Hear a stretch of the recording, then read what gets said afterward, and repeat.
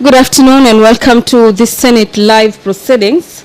This being an afternoon sitting of the Senate on the 14th of March 2024. The House this afternoon is continuing with the hearing as well as finally determining matters to do with the proposed removal from office by impeachment of the Honorable Dr. Robert Monda, the Deputy Governor for Kisii County. During the morning session, we had lawyers from the defense as well as from the prosecution side, so to speak, representing the county assembly as well as those in defense of the deputy governor, adducing various evidence as well as cross-examining the witness this morning. This witness is a witness that arrived at Parliament buildings owing to the magnitude of the matter of this case, and by the mere fact he was adversely mentioned during Wednesday's proceedings.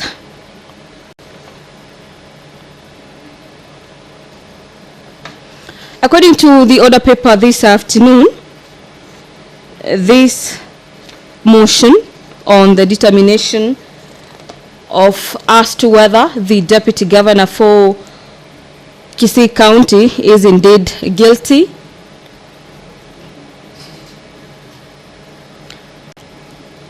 or liable for the impeachment.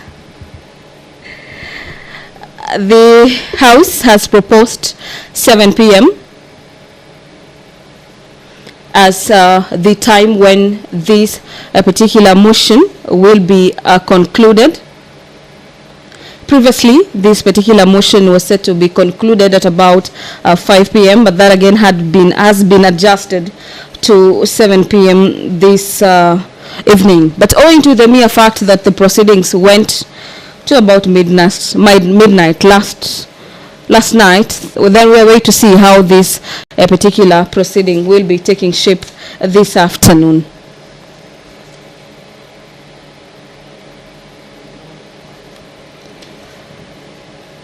There are 2 or about 3 more witnesses for the House to consider this afternoon. These are witnesses in defense of the impeachment of the Deputy Governor for Kisii County. That is Lucy Wahito, Karen Magara, Ruben Monda, who happens to be the brother for Matundura, as well as Wycliffe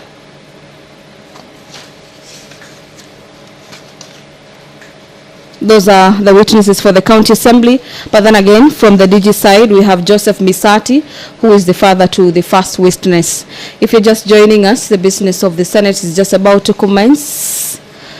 Senator Haji is the senator presiding over the business of the House this afternoon. Allow me to hand you over. Almighty God, we beseech you to behold with your abundant favors and blessings as your servants whom you have been pleased to call to leadership positions in this republic. We seek guidance to treat and consider all matters that shall come under our deliberation in so just and faithful a manner as to advance the peace, prosperity, and welfare of our country and of those whose interest you have committed to our charge. Amen.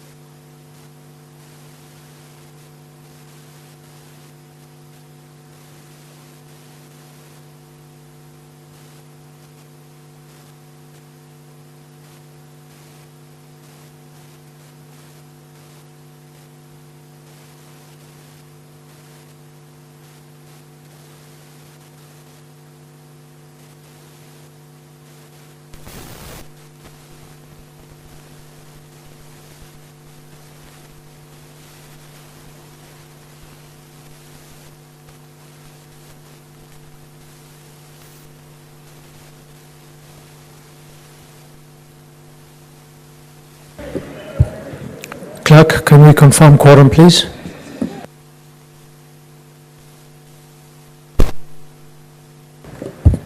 Sergeant at Arms, please ring the bell for 5 minutes.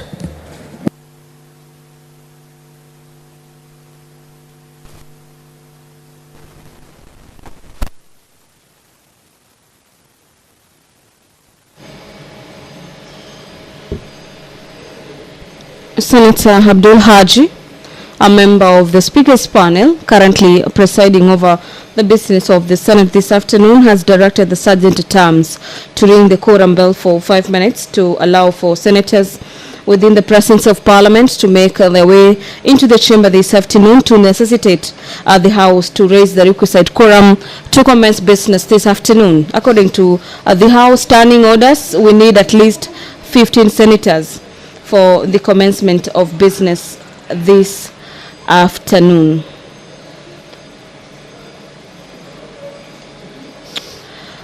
Away from Joseph Misati, who happens to be the father of the first witness, we will be having Thomas Obare Nyaboro, Amos Bigay Onderi, and Lillian Onyango, all members of the County Assembly of Kisii County, adducing more evidence this afternoon before the senators to give senators some evidence before them as to why the deputy governor should not be impeached from office. In regards to the program of this second and the final day of the impeachment this afternoon, at about between 2:30 to 4 has been allocated for evidence by the deputy governor for examination and re-examination of witnesses between 4 to around 5 p.m. Questions as well as requests for clarification by senators will be taking at that particular time allocated for it. And between 5 to 6 p.m. we'll be having closing statements on behalf of the County Assembly, allocated about an hour, as well as a further 60 minutes allocated on behalf of the deputy governor before the House then again proceeds to determine if the grounds for impeachment have been met when the County Assembly of Kisii did impeach their deputy governor. Remember, a total number of 53 members of the County Assembly voted to impeach Honorable Dr. Robert Mwonda. The quorum has been attained. Allow me to hand you over for this live broadcast. Enjoy your viewing and good afternoon. Sorry, communication from the chair. Order number 2, hearing and determination on the proposed removal from office by impeachment of Honorable Dr. Robert Mwonda, the Deputy Governor of Kisii County. Very well. I think the defense is supposed to be calling a number of witnesses. Is the defense ready? Yes, Mr. Speaker, sir. And who will you be calling in as a witness? The Deputy Governor, Mr. Speaker, sir.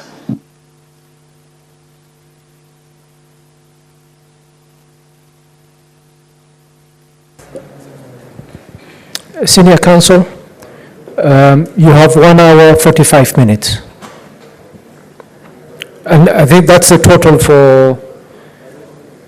for your examination, cross-examination, and re-examination, I would presume. Of this witness? For the one witness. For the one witness? Yes.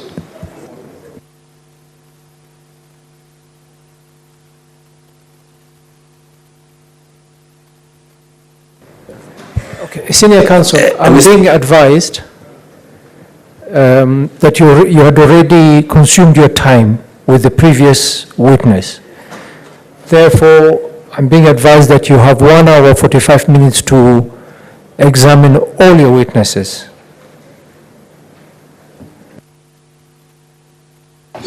Mr. Speaker, sir, could I request then for purposes of this witness that I take 30 minutes and you designate a time for cross-examination so that I can be spared time for the next set of witnesses, please. Very well.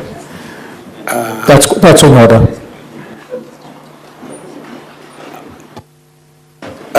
What time are you giving for cross-examination? You've asked for 30 minutes? Yes, for examination in chief. I think for cross-examination, they need about 10 minutes or less.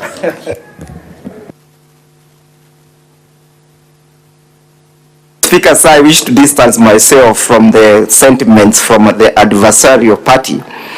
He had no instructions to enter my appearance. We seek an equivalent of 1 hour to deal with the culprit.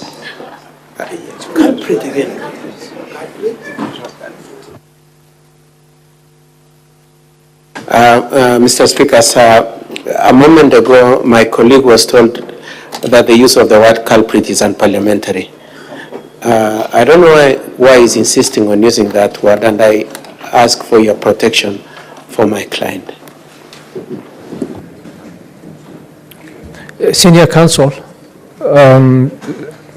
I think let's give you 30 minutes to examine your witness.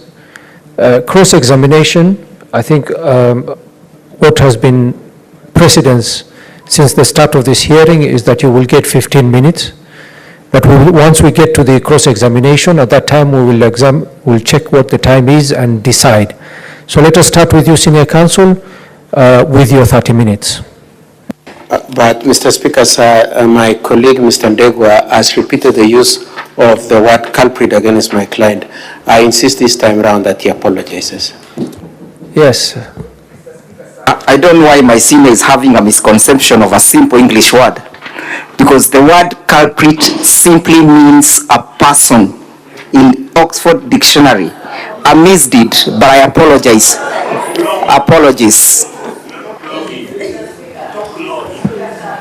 Have you apologized? Did I hear an apology at the end? No, he hasn't. Yes, Mr. Speaker, sir, I apologize for using the word culprit. Thank you very much. And I withdraw the same. Okay. Senior Counsel.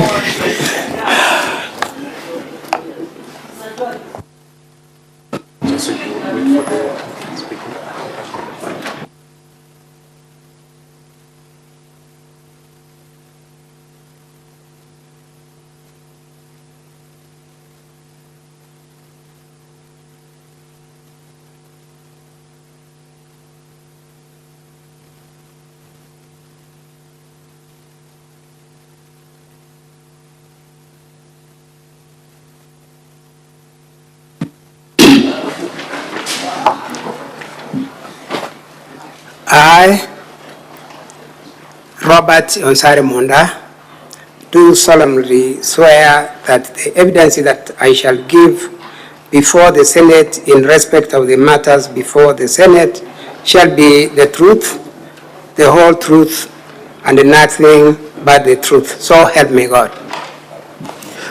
Could you tell the Senate what you do for a living?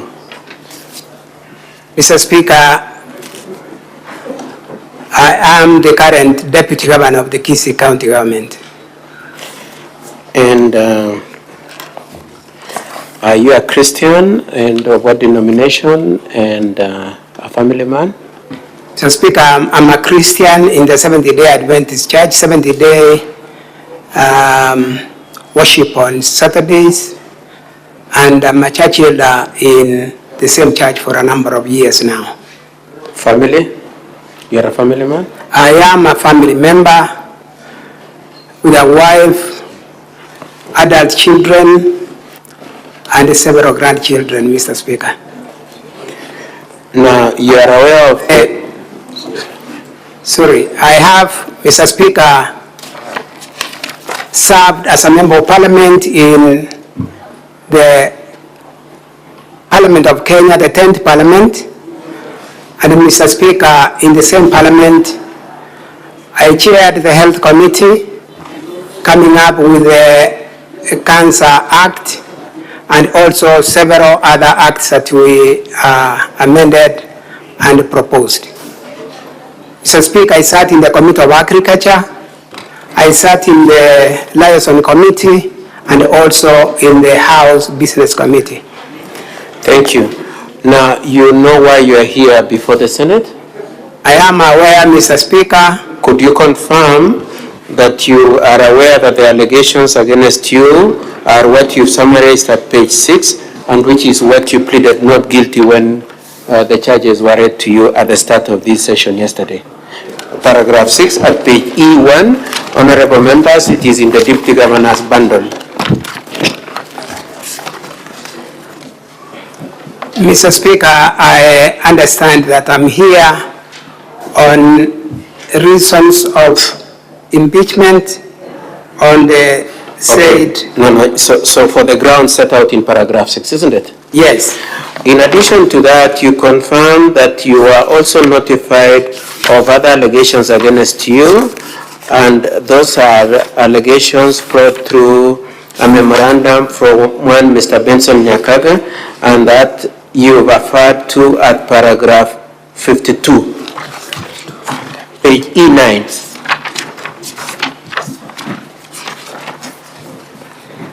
Mr. Speaker, yes. And that was from public participation.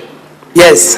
And you've summarized those allegations against you at paragraph 48 of your affidavit at page E8 to E9. Yes, sir. Okay. And you maintain that all those allegations against you seeking your impeachment are not true. Yes, Mr. Speaker. Now, in support of your defense, you are relying on all the witnesses you've called? Yes. You are also relying on your affidavit, which you have annexed to the bundle and filed to the honorable members of the Senate. Yes, page E1 to page E16. Yes, Mr. Speaker.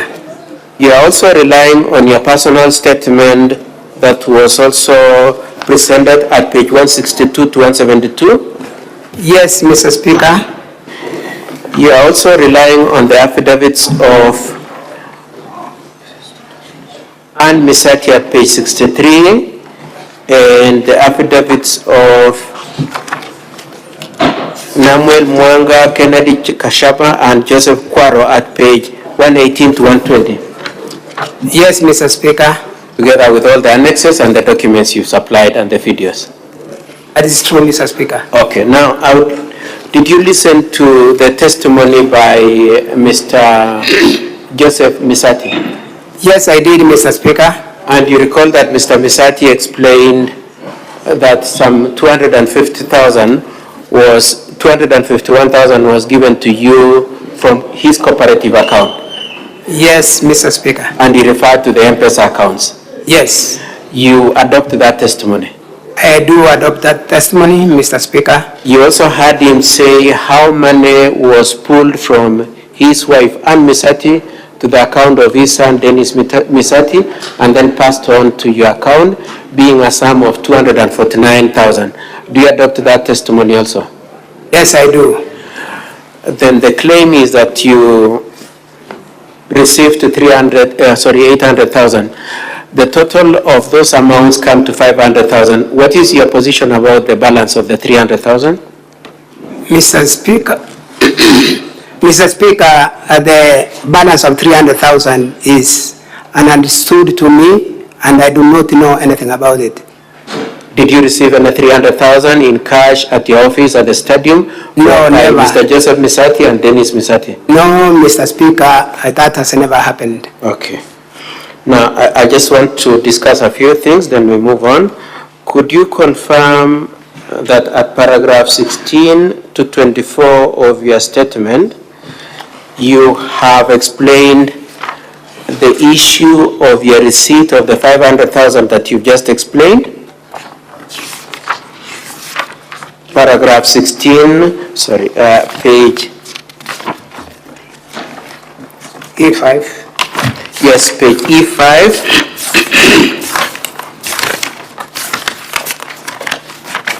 To page E6. You've explained the issue of the sum of E5 to E6. You've explained the issue of the 500,000. Yes, Mr. Speaker.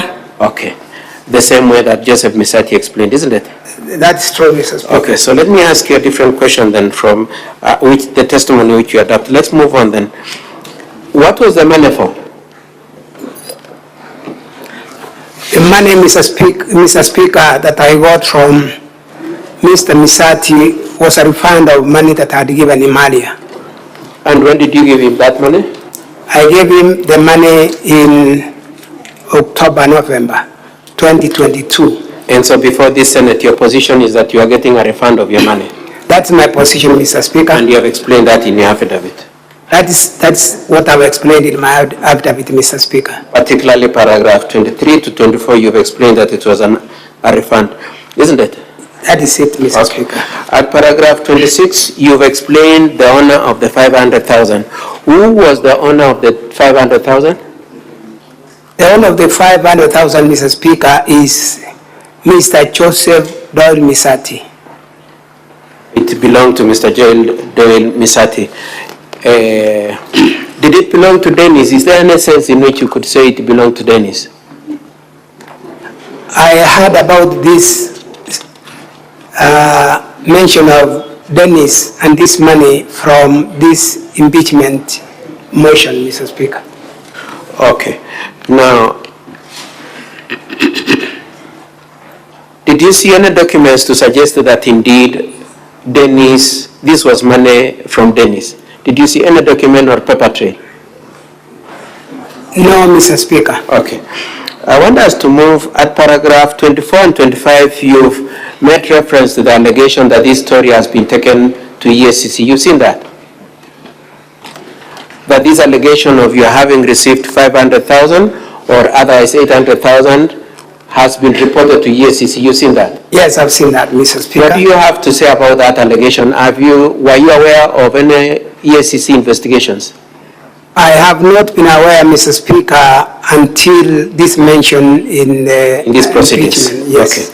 And have you been summoned by EACC to account for this alleged 800,000 or 799,000? No, Mr. Speaker. You have not been summoned. At paragraph 28, you've discussed 27, paragraph 27. You said that Mr. Joseph Misati came with his 4 sons to your place, isn't it? Yes. At whose request was the visit? The visit was a request by Mr. Misati. It was a request from Mr. It was not you who summoned them, as Dennis said? No, I did not summon them. Okay. And in that paragraph 27, you said Dennis and his 3 other brothers sat at a distance from you and Mr. Joseph Misati, isn't it? That's true. Do you have a rough estimate of how far apart you were? Mr. Speaker, we are in 2 different houses that could be probably 20, 30 meters apart. So, different houses and could be between 20 and 30 meters apart. That's true. Is there any point at which you were in a congregation of yourself, Joseph Misati, and the 4 sons? Together? Together, when they entered my home, we sat in the main house, and when they were served with the tea, then we moved out. My question is, when, in the course of the visit, was there any point at which you were all together talking, discussing anything? No, Mr. Speaker. No, at no point. And both Mr. Dennis Misati and Mr. Joseph Misati confirm that, isn't it? That's true. Okay. Now I'd like us to move on to paragraph 29 and paragraph 30.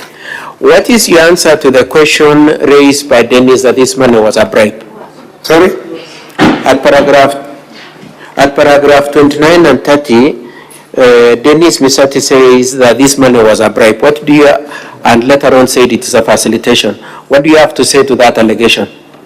Mr. Speaker, the 2 allegations are a new thing to me. I do not approve of it. I do not accept it. Did you receive a bribe from either Dennis or his father or both of them? Mr. Speaker, I have not received a bribe from my friend Joseph Misati, nor his son Dennis. Or both of them jointly? Nor both of them, of course, jointly. Okay. Now,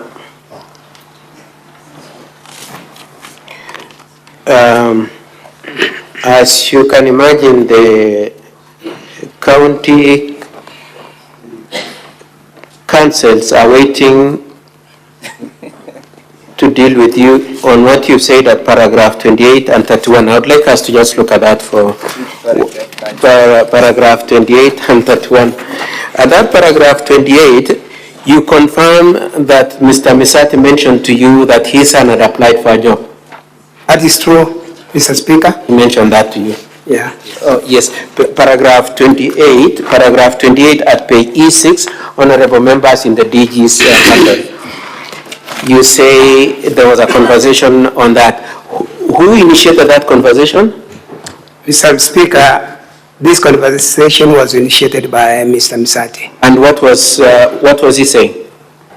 He told me he has learned that there is a job coming up. Okay. And in a Wasco in Kisii. okay. And did you promise him that you would get him the job? No, I did promise him that I will get him the job. What did you tell him? I told him, let him make whoever the son is to apply, and the right process be followed. Okay. Mr. Speaker. Now, in the answer, page 189 to 190, you remember the long cross-examination from my colleagues on Mr. Misati. Page 189 of the County Government Bundle, Volume 1, is the answer of the events of the 29th, isn't it? Yes, Mr. Speaker. I would like you to read the two last sentences at paragraph 190 of what you said you did in reference to Ms. Wahito, the CEO of Kwasco.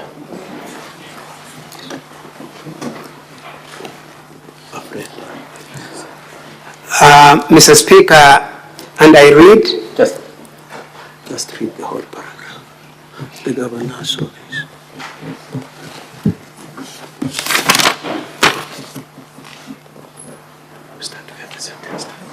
Okay, just not here.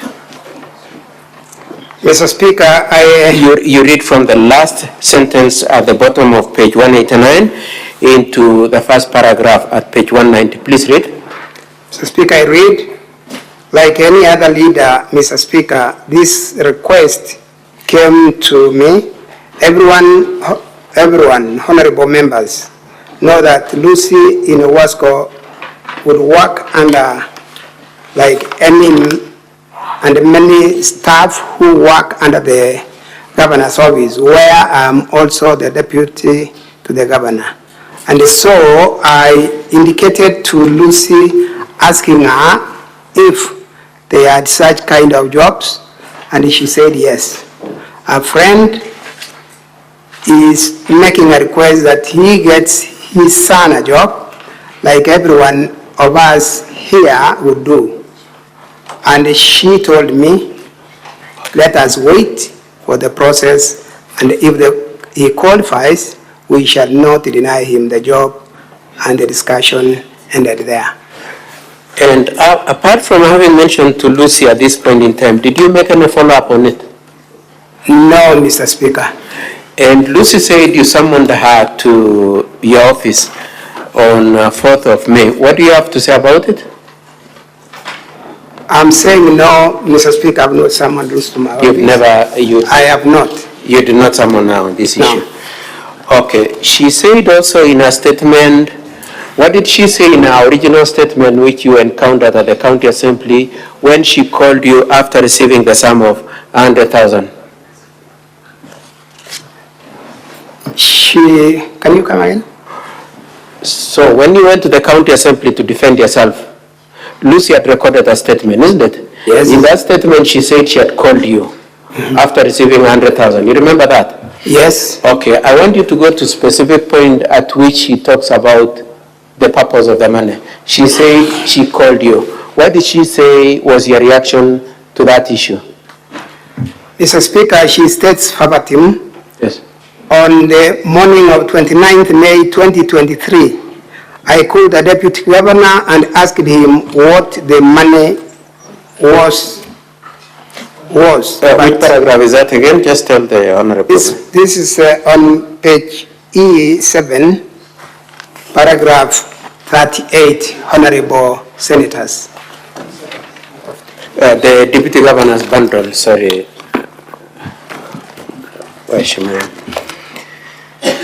So you've quoted verbatim what she says, and she said, in the morning of 29th, I called the Deputy Governor and asked him what the money was, but he kept quiet, isn't it? Yes, Mr. Speaker. That was her original statement. Then she wrote another affidavit on the 9th of March and said that you told her that the money was in respect to the request for a job for Dennis. You remember that? I remember, Mr. Speaker. Do you agree with what she said in the affidavit? I do not agree with that statement in that affidavit, Mr. Speaker. Okay. And do you agree with what she said in the statement of 8th of February saying you kept quiet?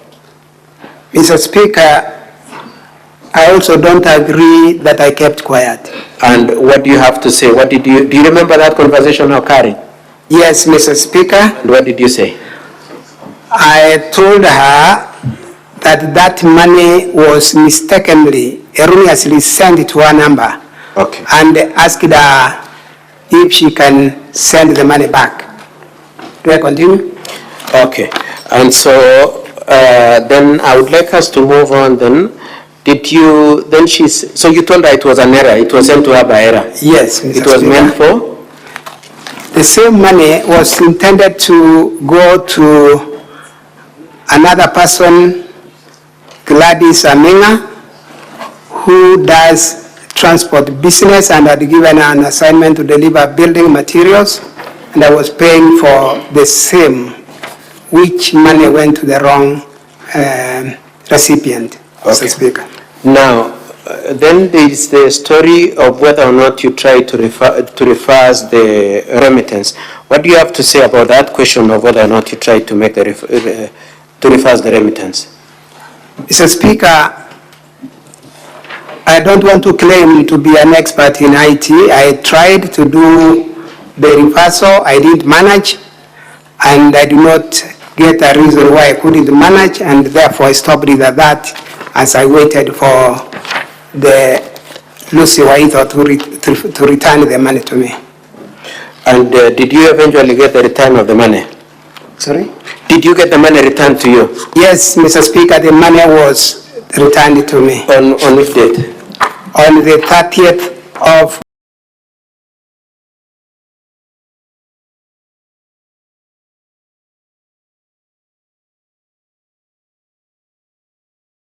May 20. To Lucy Wahito. Sorry, to Aminga. Yes, Mr. Speaker. Aminga.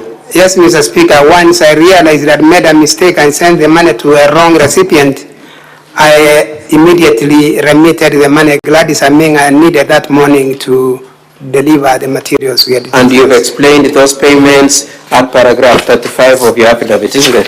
Yes, Mr. Speaker. Now, could you confirm that those entries of the remittances to Gladys Aminga are in your M-Pesa statement at page 89 to 104, 89 to 104, at particularly paragraph 99 and 97? The sum of 100,000 plus 40,000 plus 65,000. In the Deputy Governor's bundle again. Which page? Page 99, or rather, yes.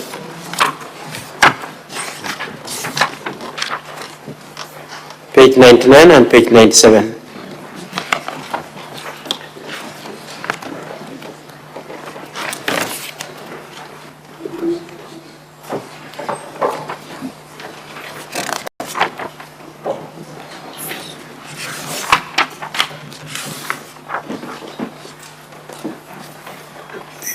This pamphlet I have here is not there.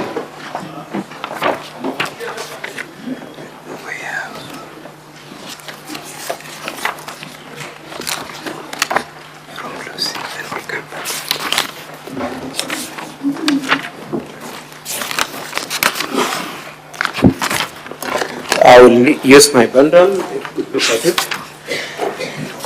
At page 99, is it true that you sent 100,000 to Lucy to Gladys Aminga at 8:03 on the 31st of May? Sorry, 40,000?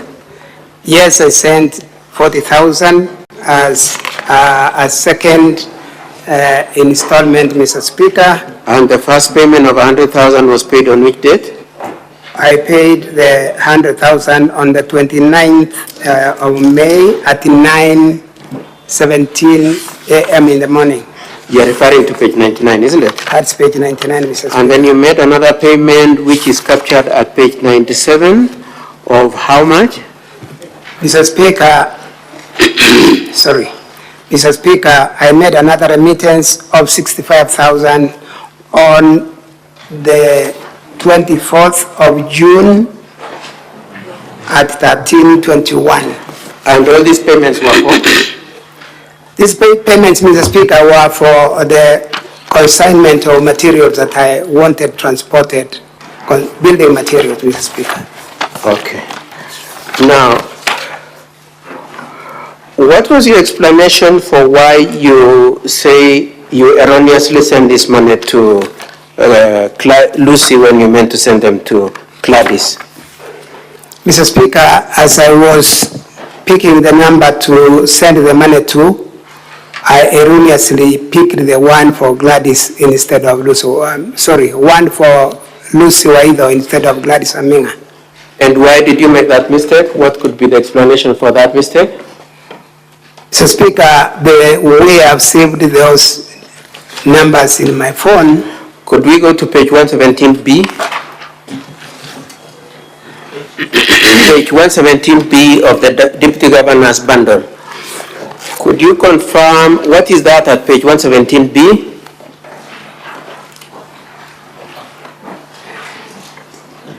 What is that at page 17B? Is that These are the contacts, Mr. Speaker. this is your phone book on your phone? Yes, Mr. Speaker. The way you saved the numbers? Yes.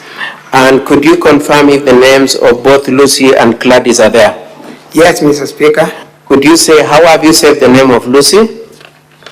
The name of Lucy is saved as CEO Wasco Lucy. And the name of Gladys? CEO Healthy Gladys Aminga. How far apart are those two names?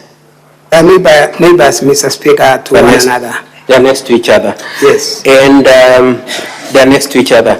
And what do you have to say about the first two initials you've used to describe them? Mr. Speaker, I'd chosen to put the government officers in the same identity for ease of reaching their contacts, and so that is the way I'd identified them in my saving in the As CEO. What is the meaning of CEO? Chief Officer. Chief Officer. And what do you have to say about the alphabet? The alphabet, Mr. Speaker, after CEO is Wasco. That Wasco is followed by H, which is health, and so that is the reason why they are neighbors. Okay.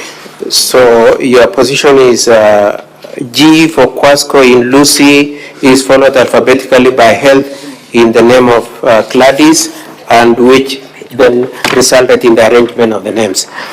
Now, I'd like us to move on to the issue of threats to Dennis Misati. Did you threaten Dennis Misati? No, Mr. Speaker. It is said that you sent the threat to his father. Did you tell your father? Did you tell Dennis's father to go and tell Mr. Dennis that you are going to do something against him? No, Mr. Speaker. You did not. Okay. And did you have any direct conversation between yourself and Dennis at any point? I've not had any conversation, Mr. Speaker, with Dennis Misati. Directly? Never. Okay.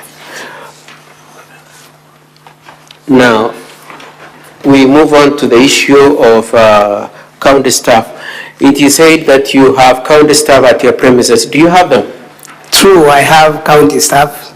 Are you entitled to those county staff from your understanding of the HR manual at the county and SRC guidelines?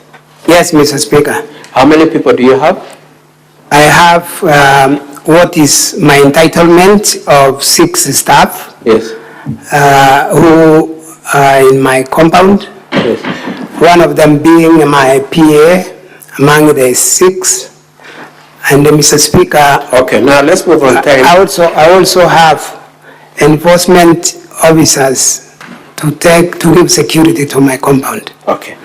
Now, did you assign yourself those staff, both the enforcement officers and the other 6 staff? Mr. Speaker, I was guided to provide names for personal staff, Yes. which I did to the County Public Service Board, and they were recruited. For the enforcement officers, Mr. Speaker, immediately we were announced as winners. I found some officers at my gate. I've never known how they were sent there, and I've only found myself comfortable that they are giving me the security I need. You did not determine the people who came to I you? will not determine the people who should come and the numbers that should come, Mr. Speaker. But for the 6, you suggested the names and the Public Service Commission assigned them to you? That's true, Mr. Speaker. The issue of your brother, the arrest of your brother, did you get 20 people to go and assist the police effect the arrest? Mr. Speaker, no. And who effected the arrest? I reported to the police and I left it at that. So I expect that it's the police who arrested my brother. And do you know where they were kept? Was it at the county cells or at the police cells? That, Mr. Speaker, I did not get to know. And did you take out an OB for your complaint? Yes, Mr. Speaker, I did. You have an OB? Yes. Okay. And do you...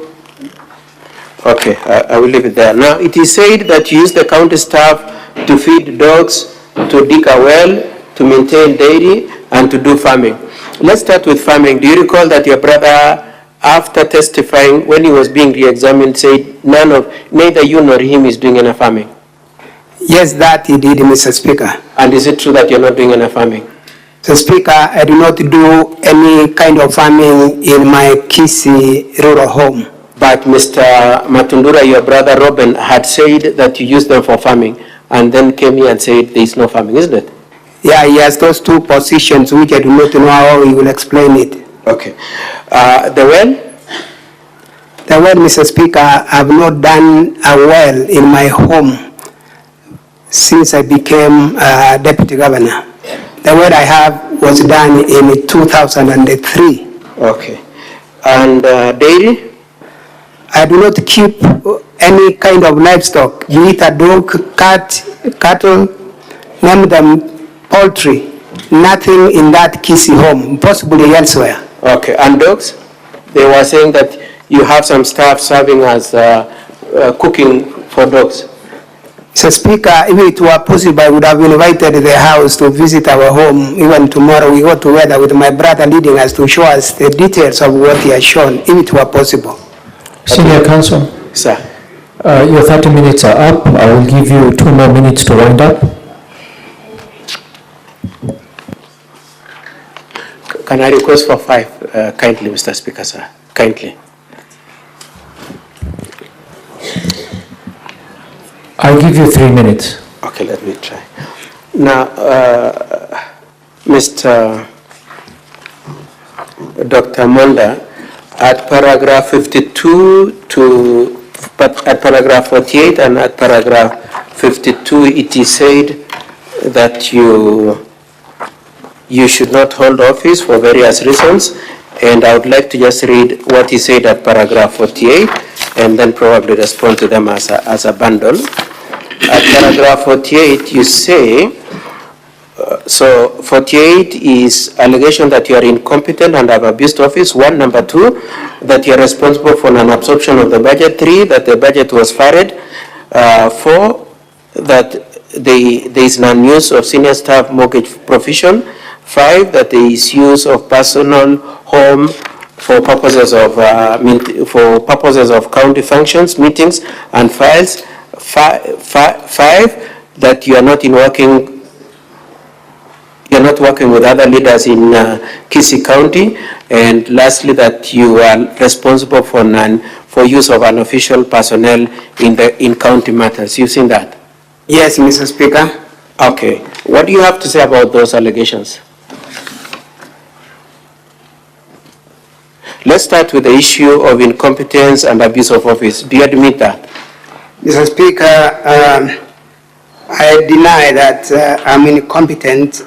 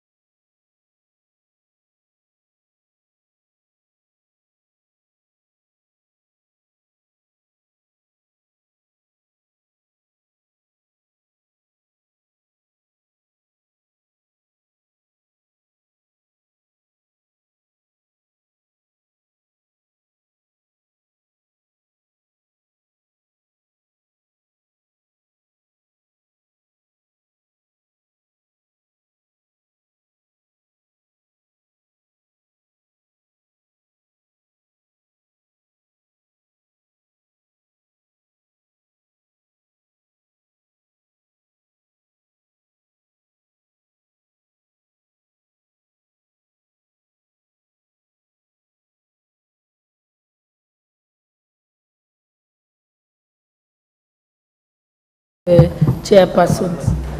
Okay, next is Leader of Majority. You have your weekly statement. Majority Leader, you're letting Honorable Kangogo to distract you. Thank you, Honorable Speaker. He actually distracted my attention from other critical business when he mentioned that Al-Shabaab has taken over, and I was informing him that there is nowhere in this country that Al-Shabaab has taken over. Maybe there is a problem with cattle rustlers, but Al-Shabaab terrorists can never take over this country. Neither shall we allow bandits to take over this country. Even bandits will not be allowed to take over. Honorable Speaker, allow me to read the usual Thursday statement on behalf of the House Business Committee, pursuant to Standing Order 44-2A, which met on Tuesday, 12th March 2024 to prioritize business for consideration during the week. Honorable Speaker, with regard to business scheduled for Tuesday next week, the House is expected to undertake second reading of the National Disaster Risk Management Bill 2023 and the Houses of Parliament Bicameral Relations Bill of 2023, should they not be concluded today. Additionally, debate will also be undertaken on the following motions, should they not be concluded today. 1. Report of the Auditor General on financial statements of selected state corporations. 2. Report of the Auditor General on the National Government Constituencies Development Fund for 5 constituencies in Vihiga County.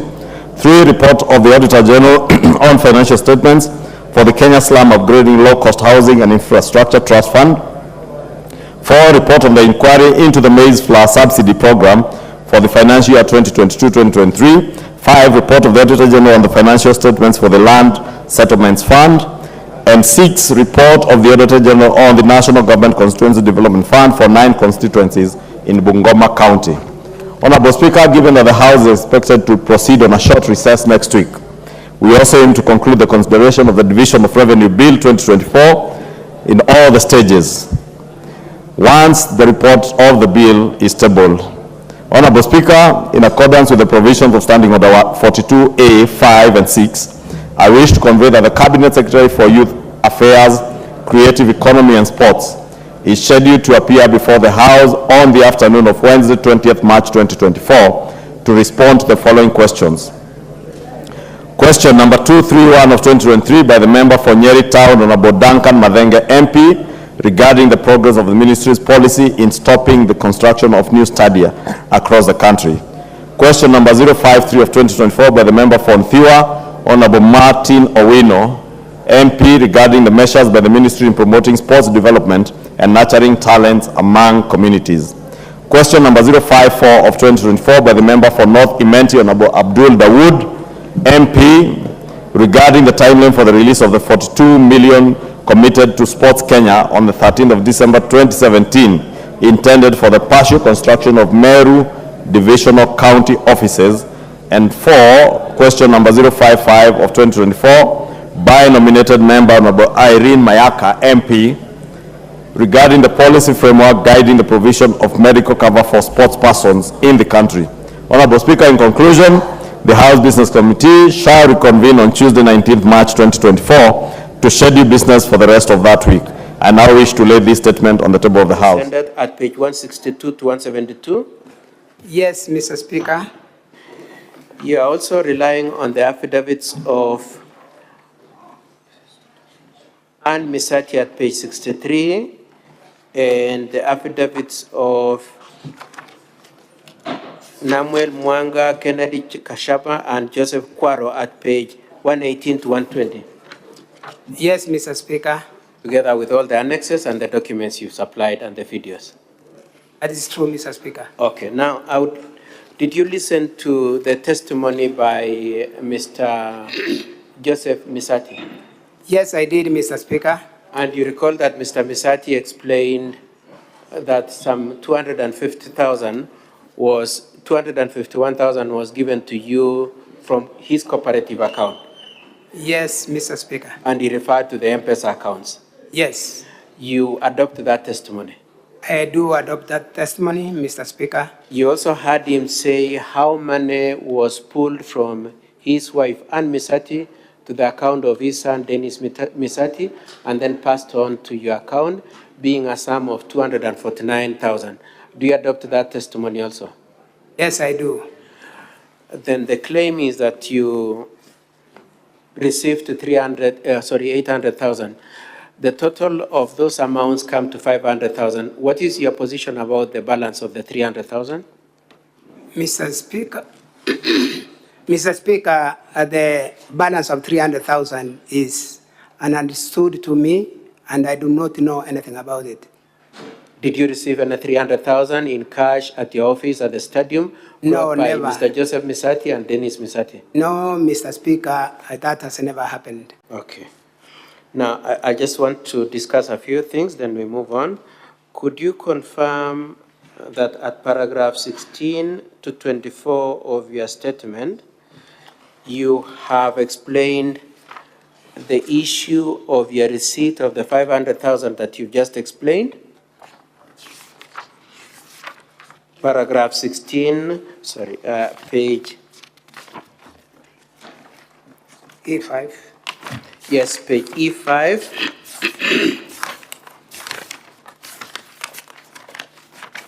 To page E6. You've explained the issue of the sum of E5 to E6. You've explained the issue of the 500,000. Yes, Mr. Speaker. Okay. The same way that Joseph Misati explained, isn't it? That's true, Mr. Speaker. Okay, so let me ask you a different question then from the testimony which you adopted. Let's move on then. What was the money for? The money, Mr. Speaker, that I got from Mr. Misati was a refund of money that I had given him earlier. And when did you give him that money? I gave him Favors, correct? Correct. Still exchanging favors like looking for jobs, looking for votes, and even looking correct? Correct. And that is what you've pleaded under paragraph 13 of document, the document labeled as DG, the defense, at page 4.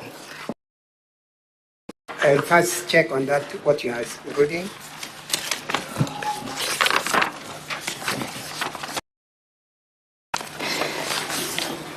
Paragraph 13 at page 4. You confirm that you have perpetually been in the habit of giving each other favors, correct? Yes, Mr. Speaker. And therefore you stand with the paragraph C of your defense, and more particularly paragraph C, Roman 3, correct? Yes, Mr. Speaker. And therefore these favors also included issues of campaigns and searching for votes, correct? Mr. Speaker. And therefore you heard the witness who came before you when the question was put to him whether he has been involved in your campaigns, he answered. Correct or not correct? That you heard the witness, yes? Yes. Put to him whether he is involved in your campaigns, correct? In not giving... excuse me, Mr. Governor. Did you hear that question? It was. What was his answer? He has not known how much money... No, it's not about the money. It's about... what he said. Mr. Speaker. You know, you'll not argue with me, you'll answer my questions. I'm aware of that. Did you hear to your witness whether he's involved in your campaigns? Yes. Did you hear him answering that he's never involved in your But he had Did you hear him or you never heard him, Mr. Governor? Mr. Speaker, protection. So 1 second, Senior Counsel. That the witness is being practically denied a chance to answer. Okay. Thank you, Honorable Speaker. The counsel for the witness. The witness was asked if he has used any funds. He has funded the campaign. He was not asked if he supported. Thank you very much. Okay, Senator. Senior Counsel, what was your point of order? My point of order is that the witness should be allowed to answer the question as opposed to being to answer in the words that my colleague wants. This Senate is interested. The witness should be allowed to answer the question. I am requesting that he be protected from harassment. I'm well guided. You're well guided. Mr. Thank Speaker, you. sir. Please proceed. Kindly date which Mr. Misati visited you in your house that the same had been triggered. That is correct, Mr. Speaker. And therefore that he had come to visit you in search of a favor for his son, correct? That's incorrect. Let us look at the Hansons.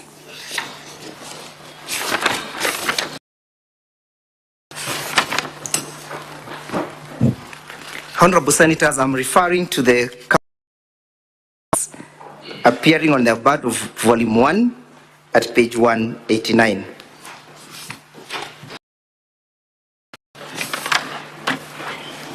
Would you kindly look at the statement, kindly confirm that you appeared before you tendered your evidence, correct? That's correct. And therefore you are the one who made the averment where you begin by Mr. Speaker, just as a good friend, Mr. Joseph Misati, and I was made to know that there is an advert that has come up, and Mr. Misati as a friend could ask me that his son has also tendered his application. Yes, Mr. Speaker, only that this is in It is at that date that this favor... This is in April and not in May when Mr. Misati came to my home. It is on this date that the favor for a job, the Misati in favor of his son, correct? And I'm saying it is correct. Is it correct? Extent Question. Let's go to the next question. What did you... Be just allowed to answer. It's my witness, Mr. Counsel. It's my witness. Senior Counsel, let's allow the Counsel to... and also, we are also time constrained, and I think he's trying to ensure that the witness sticks to the answers. Please proceed. And which son was you referring to when you spoke about his son? You are the one who spoke about the son in the county assembly, correct? That's correct. Which son are you addressing? The son is Dennis Misati. Dennis Misati. Was he present that day? Was Dennis present that day when the favor was sought? Mr. Speaker, I want your protection to put the statements clear because I'm asking, was he and they're wanting me to pick. Was he present or he was not present? To put okay, the case Deputy Governor, I will protect you. Counsel. Yes. Go a little bit slow. I will. Answer. It's a simple question. This day. Yes, Senator Edwin. Chair, just to help the witness, he should be assured examination by his counsel, Katwa Kigen. Any explanations that he wants to give, he will have opportunity. At this point of cross-examination, and Senior Counsel Katwa, you really are doing us a disservice as a House by not there will be that opportunity. At this particular stage, the Counsel for the Assembly is allowed to ask out stories, Mr. Speaker. So just guide them accordingly. You will not allow you. Senator. Okay, Senator Onyonka. I would like to make a plea to my colleagues here. This exercise is not a court of law. This is a quasi-judicial political exercise. It is important that the of Kisii listen to the questions because they can see the body language and they can see how the deputy governor is. But if you railroad him with so many questions and he's able to answer, somebody might think he actually doesn't know what he's doing here. Mr. Speaker, the way you've ruled, that, Mr. Speaker, you could even add him some more time so that he leads the reasonably with reasonable time so that everybody can get what the questions are. Thank you. You have a point of order? Okay. Senator Robo, you have a point of order? Yes. I'm not going to take so many points of orders. This is the last point of order, and then we'll proceed. Senator. Yes, Mr. Speaker, because of time constraint and because there will be also opportunity to cross-reference, if we've given a set number of minutes, like 15 minutes to, then within that, if the question only requires yes or no, His Excellency, the Deputy Governor, to be able to respond with yes or no, because this is presented, so that he is able to take advantage of the time given. Thank you. Deputy Governor, I would advise that you listen to the question and answer. If it is a yes or no answer required, just let the counsel proceed with his questions. And after the cross-examination, there's going to be a re-examination and your counsel. Can we proceed that way? Thank you, Mr. Speaker. And counsel, take him slowly. I will.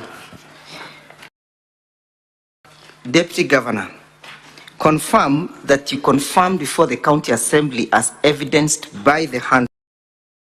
You assured Mr. Misati that it was possible for you to assist his son get a job, as it appears in the Hansons. Yes? Where is that? The same paragraph I was reading. Full. Mr. Speaker, just as a good friend, Mr. Joseph Misat, I was made to know that there is an advert that has come up in the Misati as a friend could ask me that his son has also tendered. Is it possible for him to be assisted to get a job? What do you? Thank you. Who was to assist him? Who was to assist Mr. Misati's son, I beg your pardon, to get a job? Myself. Thank you. Him in any way? No. Let's look at the evidence again. Look at the subsequent paragraph where you are answering to Mr. Kato Kigen's case. Mr. Kato Kigen is asking you, and did you talk to Lucy about the request about your friend? Can you see that paragraph? Yes, I see. Read the subsequent one. Quoting myself, like any other leader, Mr. Speaker, this request came to me. Everyone, honorable members, Lucy in Wasco would work under like many who work under the governor's office, where I'm also the deputy. So I indicated to Lucy, asking her if they had such kind of jobs. So to that extent, you made contacts with Lucy confirming whether the job was available? That I did. Thank you.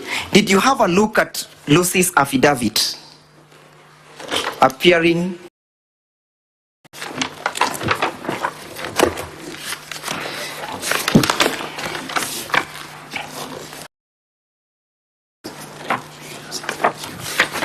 at page 263 of the bundle of document volume 1 by the council? Did you not? Page 263. 263. At that affidavit, Mr. Witness. Page 263 of the bundle. Yes. You confirm that you made contacts with Lucy, correct? That I've said, yes. And therefore the averments contained in the you had a discussion about it are correct, yes? No. To that extent, you made contacts with her in that respect, correct? To that extent, yes. Thank you. When did you 1,000 shillings to Mr. Misati? In October. Do you have the evidence that you advanced, or you only have the evidence of repayment? No, I don't have. What do you have? What do you have? The evidence of loaning or the evidence of repayment? I have a speaker. And there is a glaring lack of evidence of you.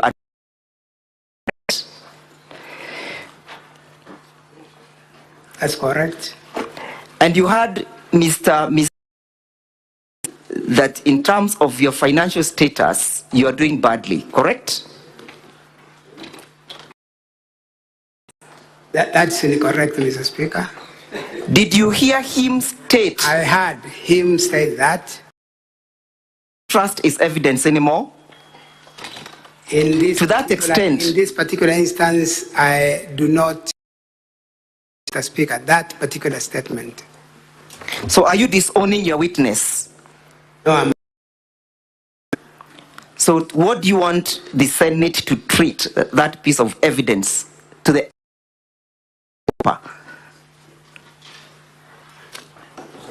You want a yes or a no answer? How do you want the Senate to treat that?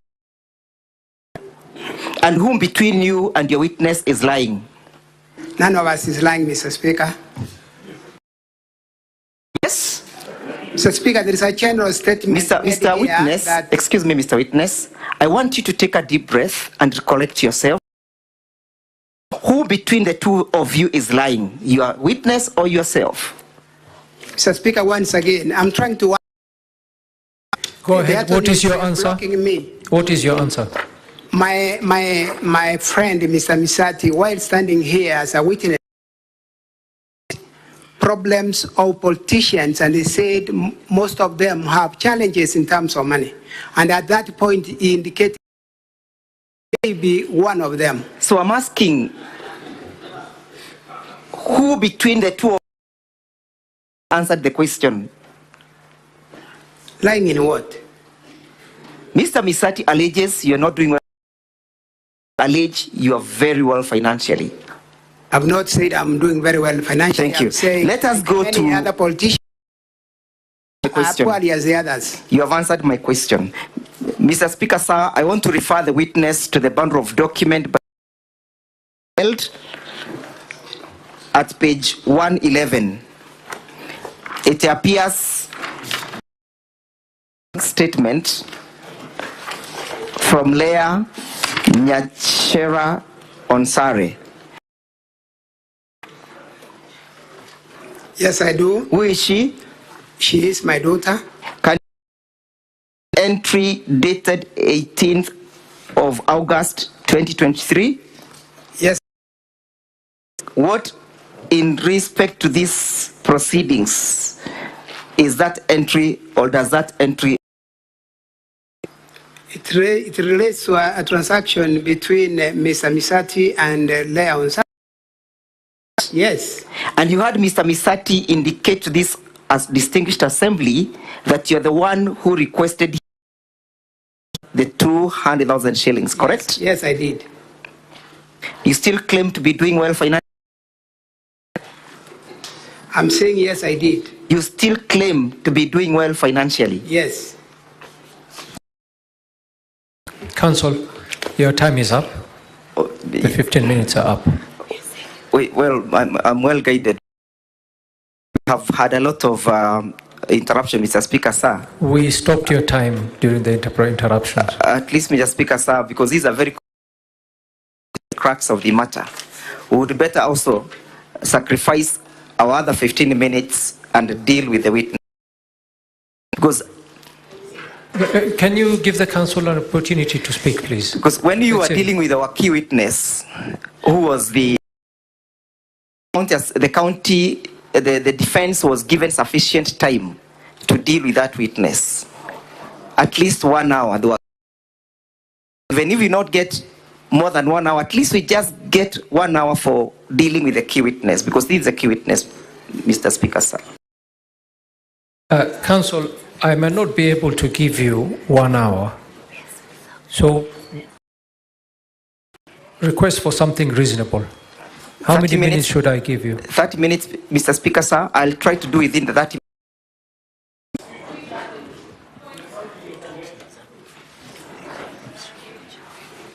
Now, we cannot.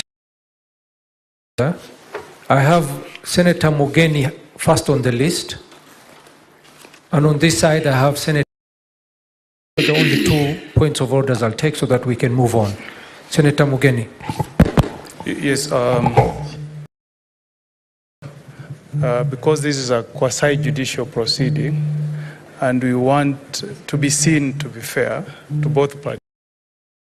And since this is the star witness, is the one who is actually trying to defend himself, get an opportunity to interrogate all the issues and to also to give counsel enough time, that we allow him 45 minutes so that we don't, if somebody is reviewing our record, to have been favoring one side to the disadvantage of the other side, Mr. Speaker.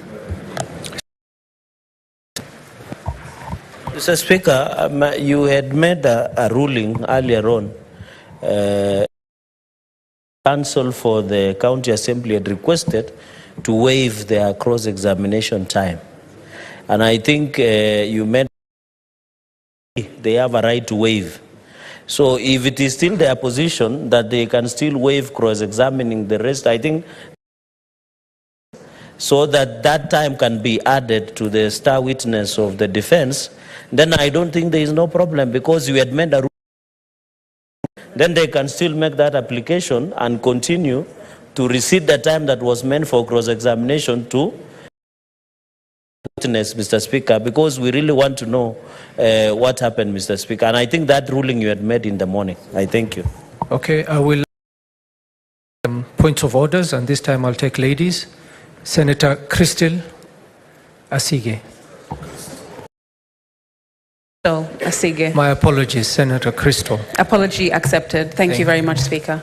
I had one what Senator Cherargei said, that there was a ruling in the morning, and we had all agreed amongst us that we would allow for the counsel to reserve his time, remove it from 2 witnesses that he said he would then instead on this star witness, Speaker. Thank you, Senator. On this side, Senator Gloria. Speaker, I am of the opinion that as much as I understand that the ruling was made earlier, Speaker, 2 points have been raised prior on issues of technicalities, even from the County Assembly, Speaker. And when we Senate and we give our final decision, Mr. Speaker, it's imperative that we ensure giving someone the basis to go to court and say that the procedures were not followed well, or that people for the county assembly side were under duress to waive away their 15 minutes, Mr. Speaker. We were here yesterday till midnight, and 10 minutes will be the difference between someone going to court to say that we did not follow the procedure. Mr. Speaker, just allow the amount of time that they require, and I believe they're only asking for 15 minutes. Yeah. Thank you, Senator. Counsel?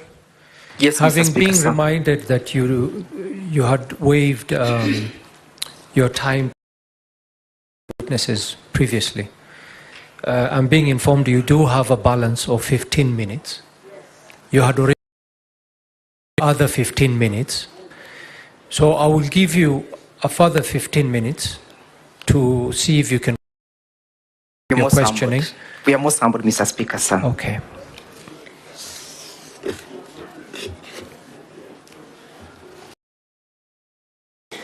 Mr. Witness, where did you meet Madam Lucy Wahito?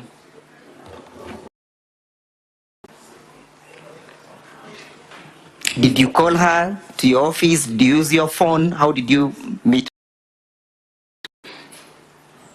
Mr. Speaker, I met Lucy Wahito at the stadium where officers. So it was correct when she informed the Senate that she met you or you summoned her to your office, correct? Mr. Speaker, you called her to your a office. casual meeting out there. The governor had a different function, and I met her in that function. Did you look at the pleadings of Lucy Wahito appearing at page 2, affidavit in the bundle of document, volume 1? Did you see that averment, paragraph 13? Which one? Did you see paragraph 13? We are trying to look at it. Of the affidavit. Which page is that? Page 263. Paragraph? 13. Sorry, paragraph 5. Sorry, I beg your pardon. Did you see the number 5? Yes, I can't read the number, but I can see the. Yes, are those averments correct? That the commercial manager was to take place in April, correct? Yes, it is correct. And that is the same time that you met boys at your house, correct? No, Mr. I'm asking, in April is the same time you met them, correct? That's in. Which month did you meet them in your house? Was in May 28th. May 28th. Let's go to the May 28th. There. Would you recall the events of May 28th?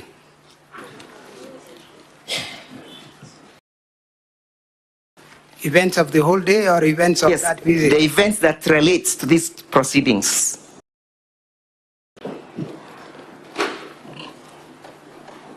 Yes, Mr. Speaker, there was a visit by to my home. How many sons were in the company of Mr. Misati? 4. 4 of them. Had you previously met Mr. Misati? Previously? Not once. We met separately. Was it every time casual or usual voice? Not for me. Thank you. Speaker, they come sometimes too. You have answered the question. So what was so meeting for the 28th of May that he'd be accompanied by his sons? Nothing unique according to me, Mr. That he was to be accompanied by his son at the time he was paying you a visit? No, Mr. Speaker.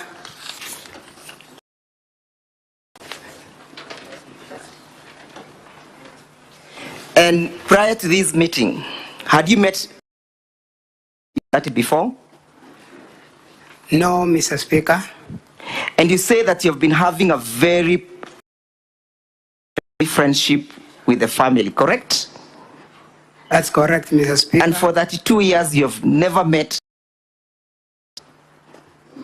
You do not know him, you've never met him, you are friends with the father, and you do not know his. That's incorrect, Mr. Speaker. So you therefore know Dennis, correct? Mr. Speaker, allow me explain. I'm asking you to answer the question. Is it normal for a family friend who has been friends with a family for that year? I'm explaining, Mr. Speaker, that Mr. Misata heard in this house in the morning that one of his sons lived 13. Therefore, I discount, Mr. Speaker. Listen to the question. When Mr. Witness, you're wasting my time. Listen. I want to discount the last 13 years of his life. Do not speak the last 15 years. May. Had you met Dennis before the 13 years? No. You have never. And you are good friends with the father? Yes. 32 years? Yes. Has he met your children? Yes. Have they grown up together? Together to what extent? Yes. Yeah, they know each other. They know each other? Yes. It's only you, the father, a good father, met Mr. Misati's some children. Of our children met, some have not met, and I cannot speak that we are a witness without the children. I put it to you that you are lying, that you have never met Mr. Dennis Misati. Did you listen to the testimony by the father? Yes, I did. Did you hear that the father confirmed that children knows you very well? Yes, that is said. So whom between the two of you is lying now? None of. Because if the children know... It's okay, you have answered the question. I have not put a question to you. Honorable Senator, page 87 of the deputy bundle of documents.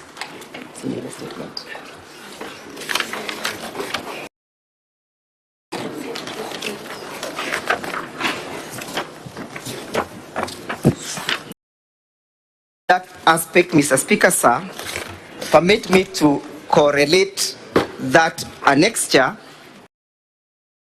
of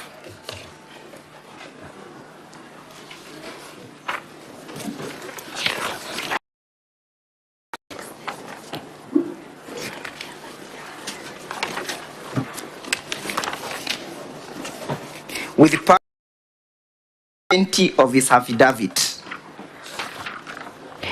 Mr. Witness,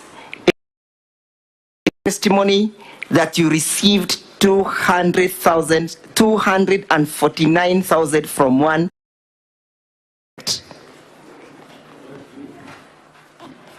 I'm putting a question to you. I've not asked you to read.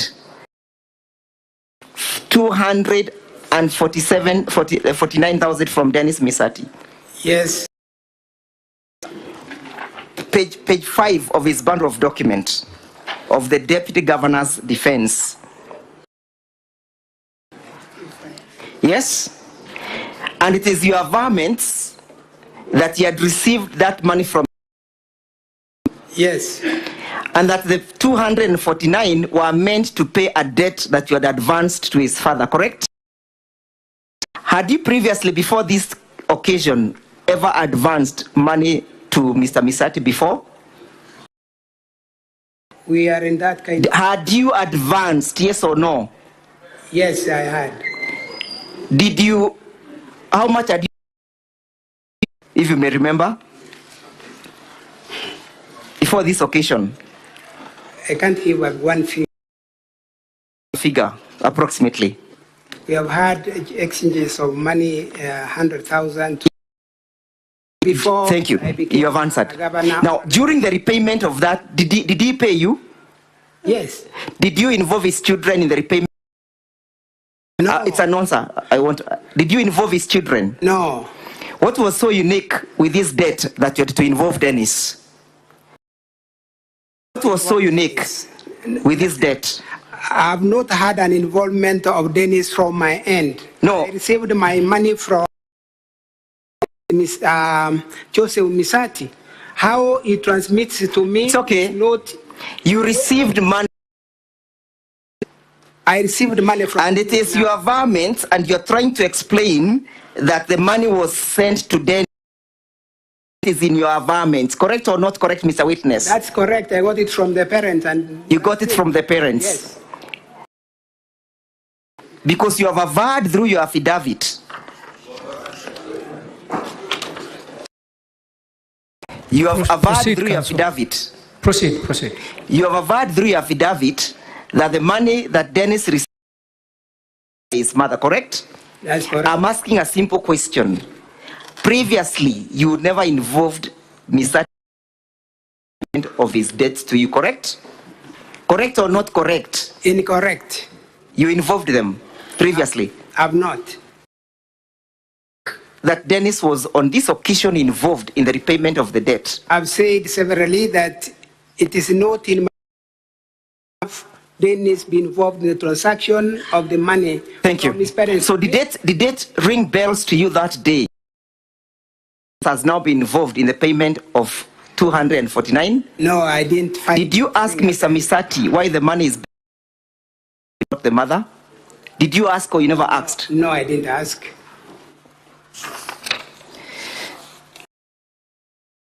With that money upon receipt.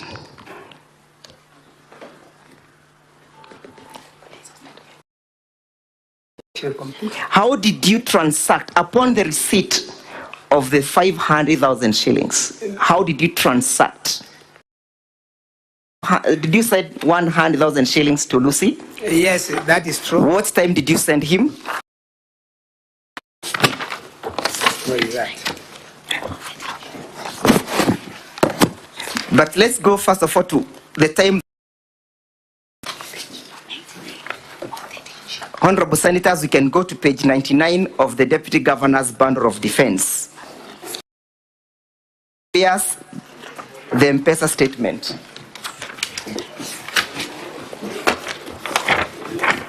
That is labeled as DG, page 99 of the that is the M-Pesa statement. What time, how many did you receive from Dennis Misati? Can we get right directions? Now, I've led you, Mr. Governor, to page 99 and 1 of documents. Are you there? Yes. Can you see the first entry? Mr. Dennis appears. Yes. Can you see where he sent you 100? Yes. Which date was it? It was on 28th of May at 20:33. Confirm that he sent this money while he was at your house, correct? Correct. What time was it? It was at night. Did you need any cash money with that day? Of course, I needed my money back. I'm asking, not the money. Were you cash? Yes, I wanted money in cash. And whom did you tell that you wanted money in cash? Joseph Misati. Yes. And so Joseph Misati came before this house and testified that the reason why to Dennis was that he could go and withdraw the money, correct? Correct. Where was it withdraw the money? He withdraw the money. Where? Of yes. Course, in the M-Pesa shop. Where exactly? Keumbu. Keumbu to your house, how many kilometers is it? About 3. About 3. Does Dennis have a car? Yes. No, if he has, I don't know. Did you hear his father testifying that they needed a young man? That he said. That he said, correct? Yeah. Did Mr. Misati even with his car? Yes. That day, correct? Yes. And so the money was sent to Dennis that he could and withdraw and bring you cash, correct? That will be correct or not correct?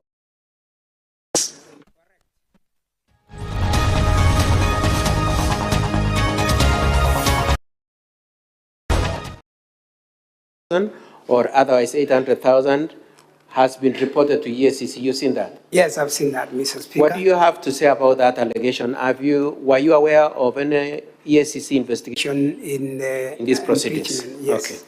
And have you been summoned by EACC to account for this alleged 800,000 or 799,000? No, Mr. Speaker. You have not been summoned. At paragraph 28, you've discussed 27, paragraph 27. You said that Mr. Joseph Misati came with his 4 sons to your place, isn't it? Yes. At whose request was the visit? The visit was a request by Mr. Misati. It was a request from Mr. It was not you who summoned them, as Denny said? No, I did not summon them. Okay. And in that paragraph 27, you said Dennis and his 3 other brothers sat at a distance from you and Mr. Joseph Misati, isn't it? That's true. Do you have a rough estimate of how far apart you were? Mr. Speaker, we were in 2 different houses that could be probably 20, 30 meters apart.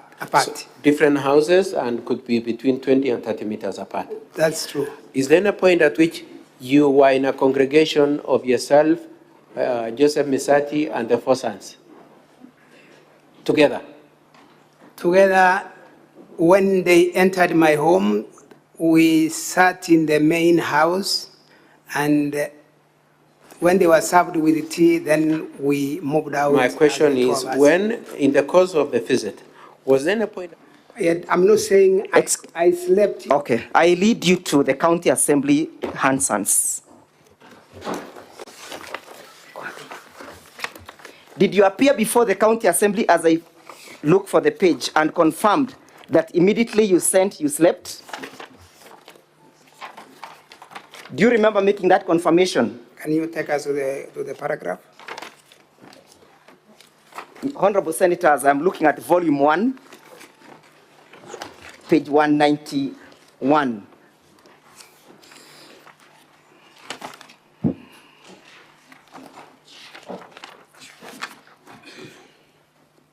Where is answering my learned senior counsel question. The last paragraph, he says, I was due to give her 100,000 shillings, and as I did this, I erroneously picked the wrong number and sent the 100,000 shillings then. Then I slept without knowing recipient is a different person. Is that your statement? That's my statement. Did you take this statement on oath before the County Assembly? Yes. Do you still want to stand with the statement, or you want to discount it now? To stand with the statement, Mr. Speaker. Thank you. Counsel, you know your time is actually up. I am just about to be done. 5 minutes, Madam Speaker. Because for me to debunk the lie. Counsel, I'll give you 2 minutes. You just maybe wind up with the questioning. I'll try my best, but I'll seek your indulgence. Mr. Witness, look at where you sent money to Lucy, correct?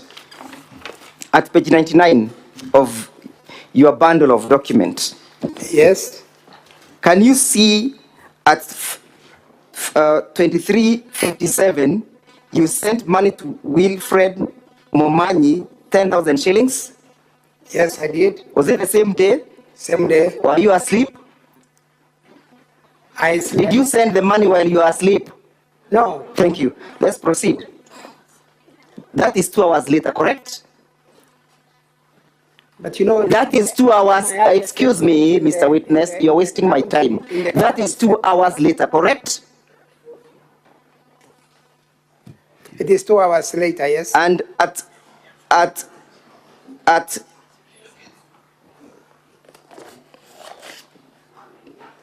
on the following day, sorry, at the same time, you also sent, you're lost? You also sent money to one Joseph Aurora, correct? 3,000 shillings, correct? Where is that? That is the next day, correct? Joseph Aurora. The next day, next day is the 29th, yes. you sent, had you noticed you had made an error that time? I did not. When you're sending 10,000 shillings, to Wilfred Momanyi, did you notice that you had made an error? No.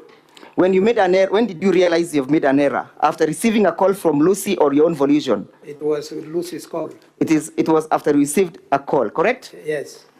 But on the same day, at 9:17, you sent 100,000 shillings to Gladys Amiga, correct? Correct. Had Lucy made the call at that particular time? Yes.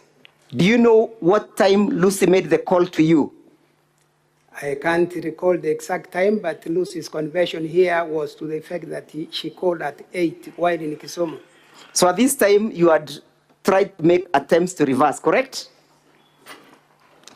When did you make the attempts to reverse the money? When I talked to Gladys is when to Lucy is when I was at 9, correct? Yes. Show us in your M-Pesa statement where the attempts to reverse the money has been captured. I failed. I didn't make Excuse me. attempt. Excuse me. It is not a capture. Yes, we understand that you failed. And when you fail to reverse, you are given an M-Pesa statement or position. That's what I'm Excuse me. Let me put this into context. And so can you allow him to answer? And that should be your final question, please. Yes, proceed. It is your statement that you claim to have tried and it was not successful, correct? Yes, that I've made it clear here in this house. Which USDD codes did you use? I've said I'm not an expert in IT, Madam Speaker, and therefore I was trying something I'd not done before. Which procedure did you use in your trials? I was trying to get somebody to assist me. Who is that you tried to get? The people who were in my compound then. Yes, for example, I didn't get one who could we understand. You may name one person that you attempted to initiate. One person? Yes. My wife? Your wife? Yes. Is she conversant with the reversals? That is where we got a challenge. She is not. She is equally not conversant? Yes. Mr. Daktari, confirm that you are a real doctor and not an imposter.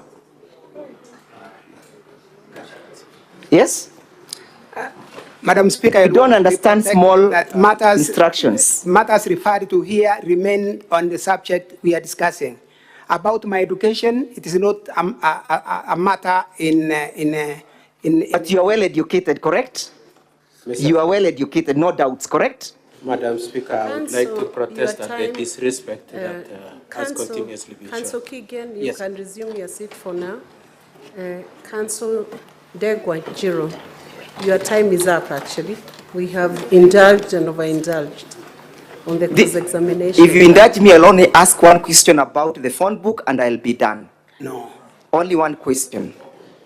About the phone book and how the mistake is alleged to have occurred, and I'll be done, Madam Speaker. Council, there was cross-examination on that issue of the phone book. We have not examined on it. So,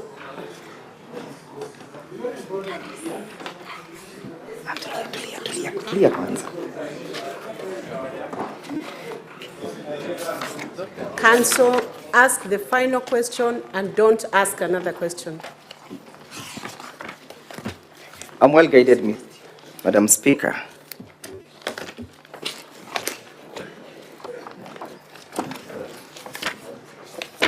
Mr. Witness, let's go to page 117 of your bundle of documents, the volume from the Deputy Governor. But as we confirm this, confirm that this is an extract from which source? Where did you extract this information from? From my phone, Mr. Speaker, Madam Speaker. Who extracted it for you? I was assisted by somebody technical.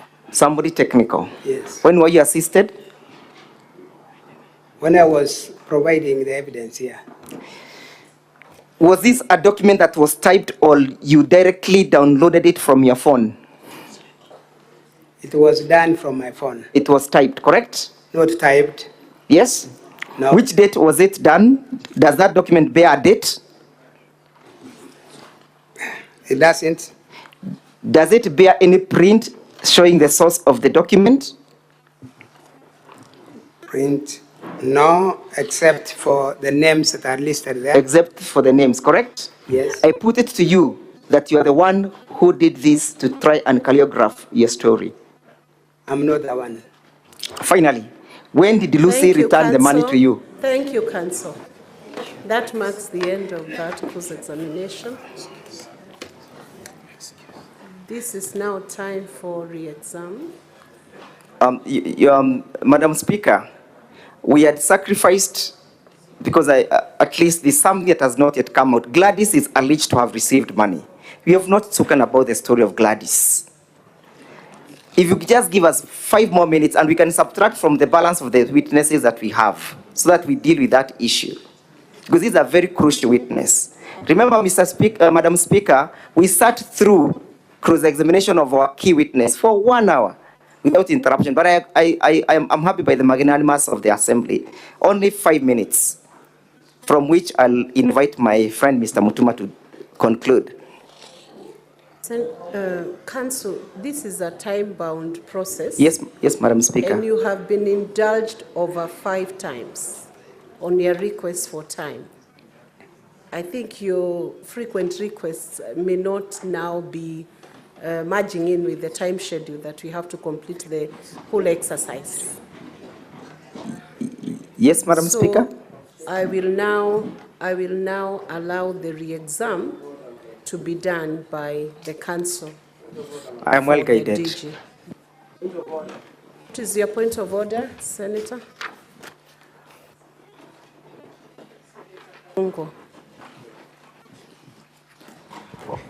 Thank you very much, Madam Speaker. I think if I heard the Council clearly, he's saying that they are willing to sacrifice more minutes from the other witness. And if they think this is what is going to help their case, Madam Speaker, we would want to hear them. And also I would want to remind the House, if we are time-bound, we should also be thinking and knowing that also the assemblies are time-bound, if you know what I mean.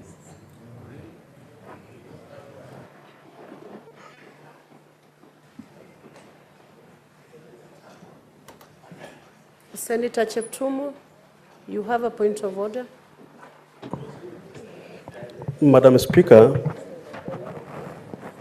I also want to request you, because Madam Speaker, if the Council for the County Assembly is ready and willing to surrender a portion of their time, and Madam Speaker, they are saying that they have a critical area of their evidence to cross-examine this witness. Madam Speaker, I don't want the House to be accused. I know we don't have time, but it will be a big issue that they never got a time to finalize a small area within only 3 or 4 minutes. Madam Speaker, I plead that you consider your ruling. I want to support what Senator Kiambu is proposing. It should be fair for this House. Because the issue is the same, I will allow one more intervention from Senator Enoch, and then I will make a ruling on it. Madam Speaker, it is the same plea. Listening to the Council for the Assembly, they are not asking to spend more time than they have. They're just asking to spend their time differently. I had another witness here say it's the way he manages his finances. So they just want to manage their time differently. I thank you, Madam Speaker. In view of the mood in the House and the fact that you will just take your minutes from another witness, I want you now to make a proposition on how many minutes you want to take from your other witnesses, and then we allocate you that to finalize. Madam Speaker, you only take 6 minutes. 6 minutes, and Secretariat will take away the 6 minutes from their other time schedule. Before you proceed on, Senator Methu, and in under half a minute. Thank you, Honorable Speaker. I'll take a very little time. I thought as part of procedure, it is fair that the council would let us know which of the witnesses they are taking the minutes from, so that we know specifically from whom they are taking the minutes from, so that we don't get the witness and then they backtrack they know what they had donated. Senator Medho, to array your fears, I will ensure that we take out those minutes from either of their witnesses. We could even proceed from 3 minutes from each of the witnesses. He's taking 6 minutes, and the Secretariat can begin timing, and it will be strict. Thank you. Council Jiro. Thank you, Madam Speaker. When did Lucy refund the money to you? Lucy refunded the money on the 30th of May, Madam Speaker. From the 29th up to the 30th, did you try to call her to ask why she has not refunded your money? Madam Speaker, I talked to Lucy and she told me she was at the airport in Nairobi landing for a meeting. Yes, which day did you speak to her?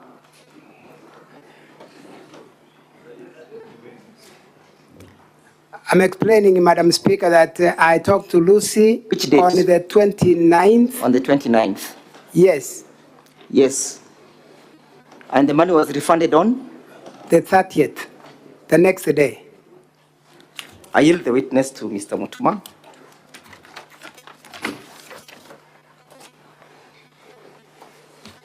Thank you, Madam Speaker, and good afternoon, Deputy Governor of Kisii.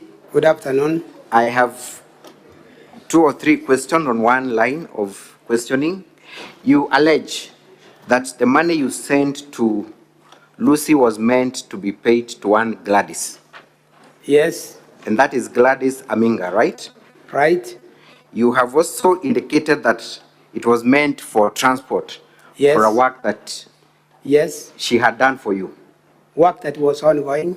Work that Madam was Speaker. ongoing. Yes. You forgot to mention that the reality, of course, that Gladys Aminga is also a chief officer in the county government of Kisii. That is true. You left that out. Is it that you forgot or you conveniently left that out? I did not forget, nor intentionally leaving it out. Gladys Aminga was doing business as a person, and therefore she gave me a transport. I wasn't paying the government of Kisii. So you County. and Gladys were in business, correct? Yes. Thank you. And have you had the opportunity to look at the statement that Gladys wrote when you first dragged her name in the county assembly? Honorable Senators, I'm referring to page 315 of the DG's response. Have you had the occasion to look at that statement? Volume 1, sorry. It's our volume 1. It's at volume 1, page 315. This is quite crucial, Honorable Senators. You have the statement with you? Do you have the statement with you? I have the statement with me, Madam Speaker. Thank you. Gladys says that on 28th of January 2022, your wife made a request for her nephew to be granted a tender to supply non-pharmaceutical materials. Can you confirm that? I cannot confirm that, Madam Speaker. You cannot confirm that? Gladys goes ahead to say that you called and forced her to grant the tender, and the tenders are cited and quoted at paragraph 317. Madam Speaker, I request that we are taken through that affirmation. It is at page 317 from page 315. Specifically, do you know one Osiemo Bernard Mogengo? Is that your nephew? Or the nephew to your wife? I do not know that name. You do not know that name? Yes. Do you know a company called Bisfarm? I do not know the company named Bisfarm in this statement. Gladys states that you influenced the issuance of this tender and promised that you would also give her an opportunity to supply you with building materials. Madam Speaker, I'm asking that we be taken through that particular line where I'm being led. All right, can you read paragraph at page 315? the paragraph that begins, I became the chief officer. Volume 1, Honorable Senator of the County Assembly's response. Page 315. First of all, confirm at the top, the person who swears that statement is Gladys Aminga. Yeah, the name is Gladys Aminga. Confirm that 0727455843 is the same number you sent money to, and that number belongs to Gladys. That number appears at the top, correct? Gladys. Correct? Let me refer. That is the same number, correct?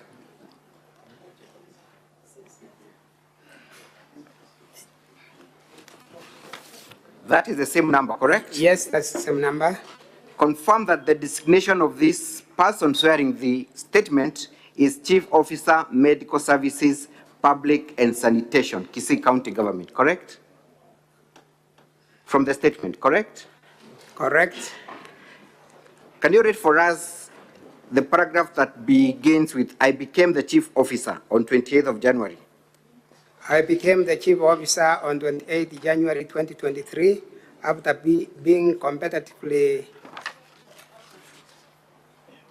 recruited.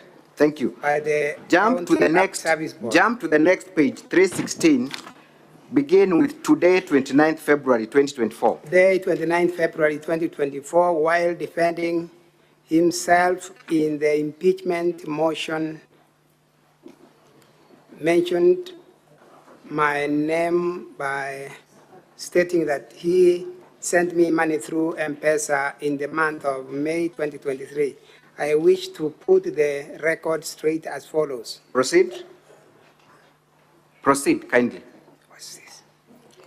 In the month of May 2023, the deputy governor's wife, Joyce Monda. Is that your wife? Confirmed for record purposes, Joyce Monda? She's Joyce Unsare. She's not Joyce Monda. But Monda is yourself, right? So it is correct if she is referred to as Joyce Monda. Monda is my surname. Proceed. Who is known to me, called me and asked me to assist her nephew who had 2 companies in the supply of medical drugs and non-pharmaceuticals. She what?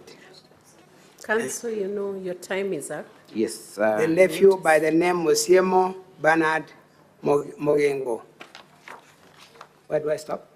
I think you can stop there because the statement is clear and senators are able to read. That allegation is that the amount of 100,000 you're paying to Gladys was as a result of you allowing her to work for you in exchange of the tenders that she had granted to the nephew to your wife. What do you have to say to that? Madam Speaker, I deny having knowledge of that kind of position. Mr. Deputy Governor, Doctor, you were supplied with these documents in advance, correct? No, Madam Speaker, these documents... These are parts of the documents that the County Assembly supplied you with, correct? No, Madam Speaker. Are you saying that your council does not have a copy of these documents? Is that what you're saying? Because we know it is true and your council will respond. Have you made any attempt to respond to the allegations on that statement? You have not. You have not challenged that allegation that you had knowledge of, have you? You want me to respond? Yes, proceed. Council, your time is now up. Madam Speaker, she's giving direction. Give your final answer on that. Madam Speaker, on the date this is being made, this statement is being made, is the day I was undergoing the impeachment. The question on was the floor of the House. The question was. And it is referring to that impeachment process that I had mentioned her name. The question is, have you responded to that allegation that you had knowledge of? Council, can you let him answer? Thank you. I just wanted her, Madam Speaker, to answer the right question, whether he has responded to these allegations. Because he had knowledge of them. Proceed and answer.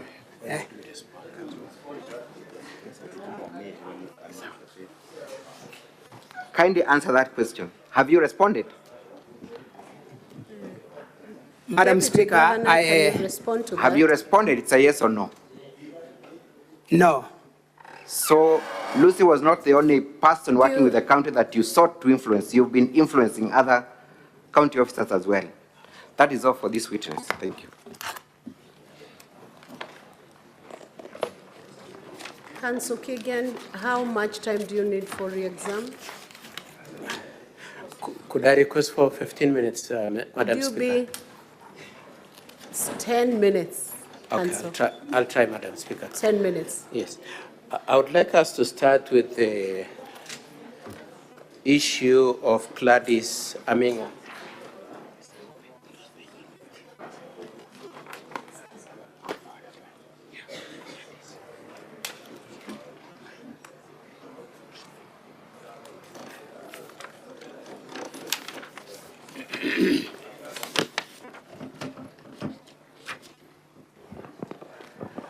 Now, the first thing I would like to ask you is the question of whether or not you've responded. When were these documents served? Were they served, the statement from Gladys Aminga, was it part of the documents you were served with at the point of your appearance at the County Assembly? No, Madam Speaker. And they were served when this motion was presented to the Senate, isn't it? Yes, Madam Speaker. And have you had an opportunity, an occasion where you could have filed a response to that statement? There has not been any opportunity, Madam Speaker. Okay. Now, I would like us to discuss the contents of that statement. My colleague repeatedly asked you whether it is true that you forced Gladys Aminga to give a tender. And the first thing I would like you to confirm, do you know this person mentioned in this statement? This Osiemo Bernard Mogengo, do you know him? I do not know him, Mr. Speaker, Madam Speaker. He's referred to as a nephew of your wife. Do you know that relationship? Are you aware of that relationship? Madam Speaker, if he's a relative of my wife has not brought him to me for introduction, so I do not know. Now, you've been asked also whether you know some two companies associated with that Osiemo Bernard, namely Peace Farm and Mobichem. Do you know the two companies? No, Madam Speaker. Now, you went through the statement together with my colleague on what he was referring to. Did you see anywhere where it is said that you forced her to give any tenders to anybody? No, Madam Speaker. Now, it is said that the payment was in consideration, the 100,000 was in consideration of having given out tenders. You remember that allegation?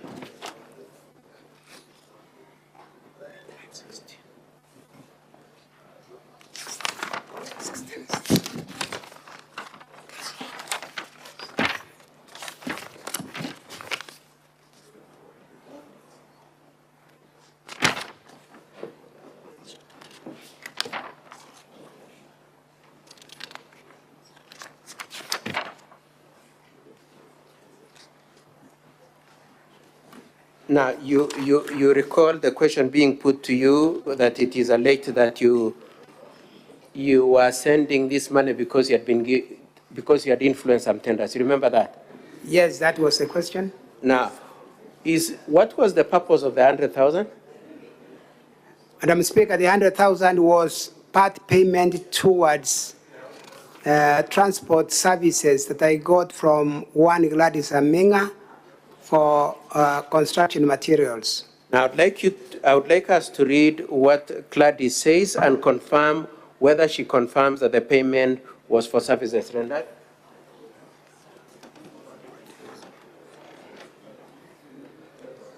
Gladys says, and I read, he paid me through M-Pesa for the supply of sand and ballast. I have since learned that I made a mistake in giving the LPOs and I have never repeated. That is all I wish to state. That is Gladys Amenga. And so Gladys Aminga very explicitly explains that the payment, the remittance of 100,000 was a payment for services of transport and supply of sand and ballast, isn't it? That is true. And that's what you are paying for yourself? That's what I was paying for. Does Aminga, to the best of your knowledge, say anywhere that you personally told her to give tenders to anybody? Nowhere she said that. Yeah, okay. Now I'd like us to move on to a different issue. You've been asked whether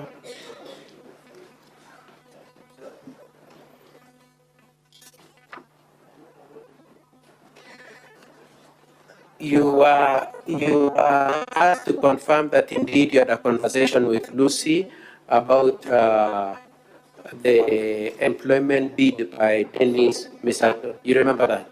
Yes, I remember. And you said you mentioned it to Lucy. I did mention it to Lucy, Madam Speaker. Okay. Now, when you say, when you were taken then to the affidavit of Lucy, do you agree with the way Lucy has explained about that issue of how you met? No, I do not agree. More specifically, did you summon her?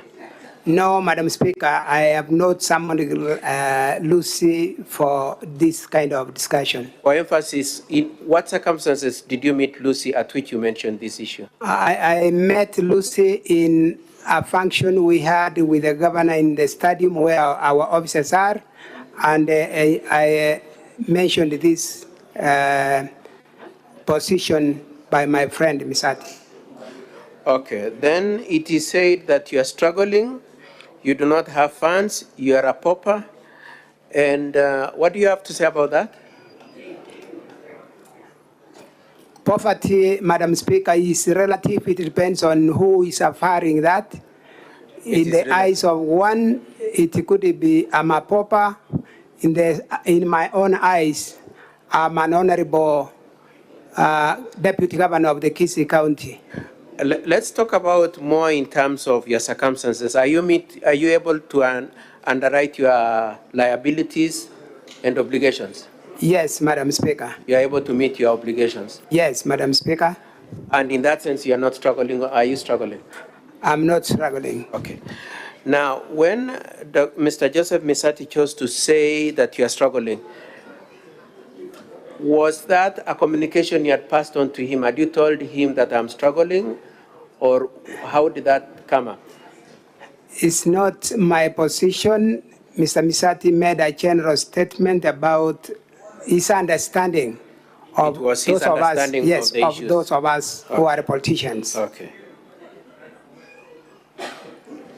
Now, questions were asked about whether or not you've involved children in repayment of your debts in the previous relationship with Mr. Joseph Misati. And my question is, on this day, did you know that Mr. Misati was coming with his children? No, I didn't know. You didn't know. And did you agree with Mr. Misati how the children would be involved in him refunding the money you had lent him in November 2022? No, Madam Speaker. Whose decision and judgment was it on how how the money was to get to you? It was Mr. Misati's. It was Mr. Misati who chose how he wanted to send you? Misati Joseph, yes. Okay. I would like us to look at the Hansard, page 191, where you are asked about whether you slept after sending the money. Page 191 of the Hansard.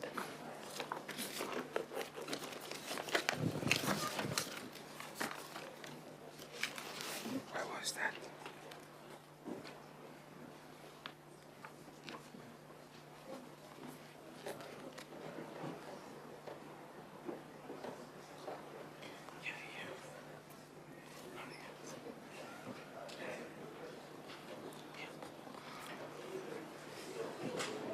Now, it is said that after you send the money to Lucy, you slept, isn't it? And that's what you said at the county assembly, isn't it? Yes, Mr. Speaker. Now, I want us to confirm if this is what is stated in the answer. On that evening, I had to pay a debt of the transport I had used to ferry some building materials to my home to one Gladys Aminga, who does transport business. So I was due to give her Kenya shillings 100,000. As I did this, I erroneously picked the wrong number and sent 100,000, then slept without knowing the recipient is a different person. Mr. Speaker, sir, the next morning before I took my breakfast, I received a call from Lucy informing me that I had sent 100,000. You can see that? I can see that. Now, does that statement say you slept immediately or that you generally slept that night? I generally slept without noticing that error. So your point is that at a certain point in that night you slept, but not necessarily immediately after sending the money? That's the position, Madam Speaker. And your statement then to the County Assembly captured in that Hansard is not in any way inconsistent with the contention that you sent some money 2 hours after you had sent to Lucy? That is true. It's Madam not Speaker. inconsistent? Yes. Okay.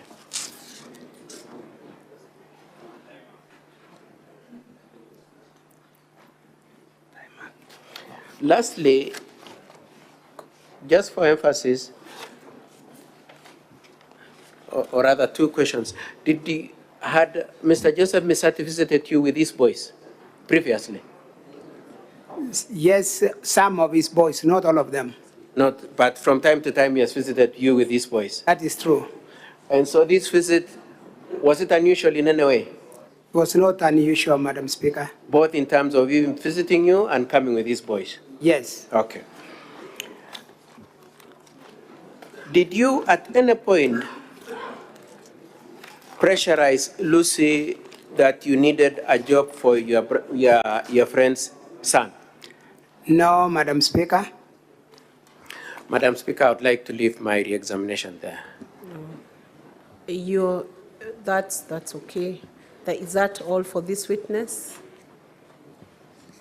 We'll now proceed on, councils, senators, to raise the interventions or clarifications that members may have. The board is full with over 15 senators who are interested in asking for clarifications. I want to propose that we take 4 on this side and 4 on the other side.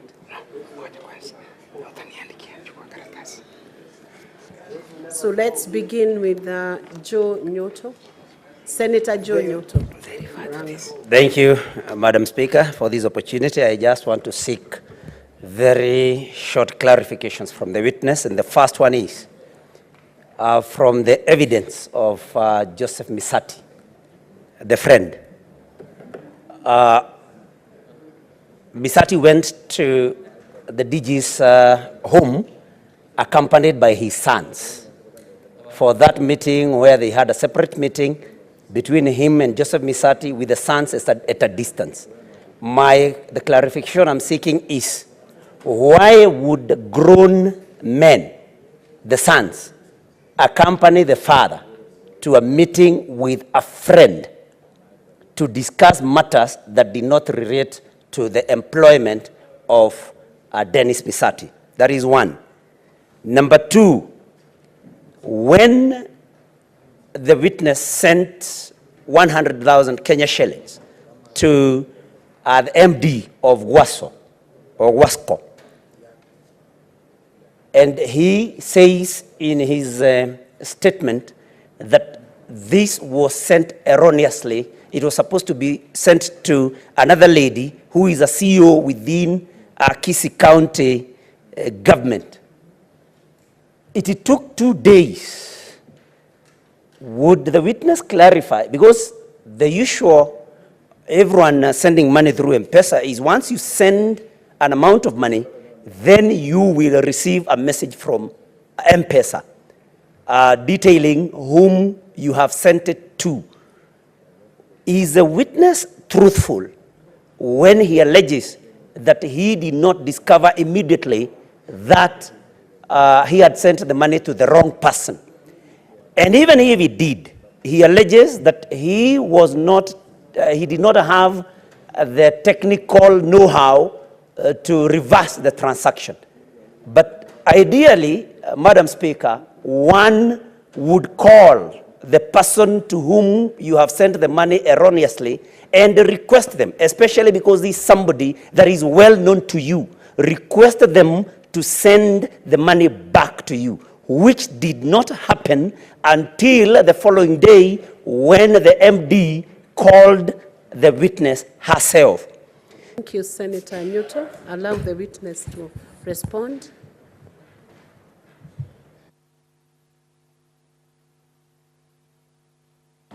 Madam Speaker, Mr. Misati Joseph came with his 4 sons, and at my age and his age, we thought, and it's normally the practice, that we leave the children aside and do business of your own.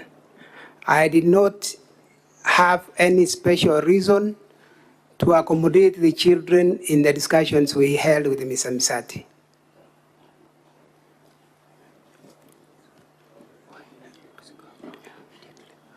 When, question 2, when I sent money erroneously to Lucy, the MD Wasco, I've already indicated that I slept without noticing the error. The next morning, Lucy called me and told me about this money. I asked her to send back the money, but she told me she was already at the airport trying to fly out to Nairobi from Kisumu. And Madam Speaker, she asked me to reverse, which I've already indicated I didn't have that technology of reversing the money as that's been indicated. Madam Speaker, when she reached Nairobi, I talked to her, and she told me she was entering a crucial meeting she will transact later.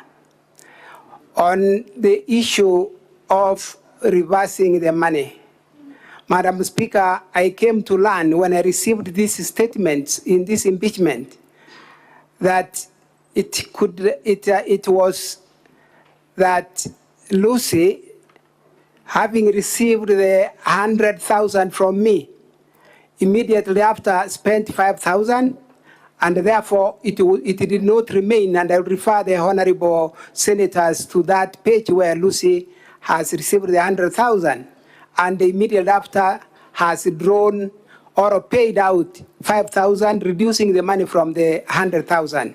I'm guided that if I tried, even if I would have tried, I'm guided by those who know that with less money than what I would have tried to reverse, the reverse would have not been possible. That's my response, Madam Speaker. Senator Enoch Wambua.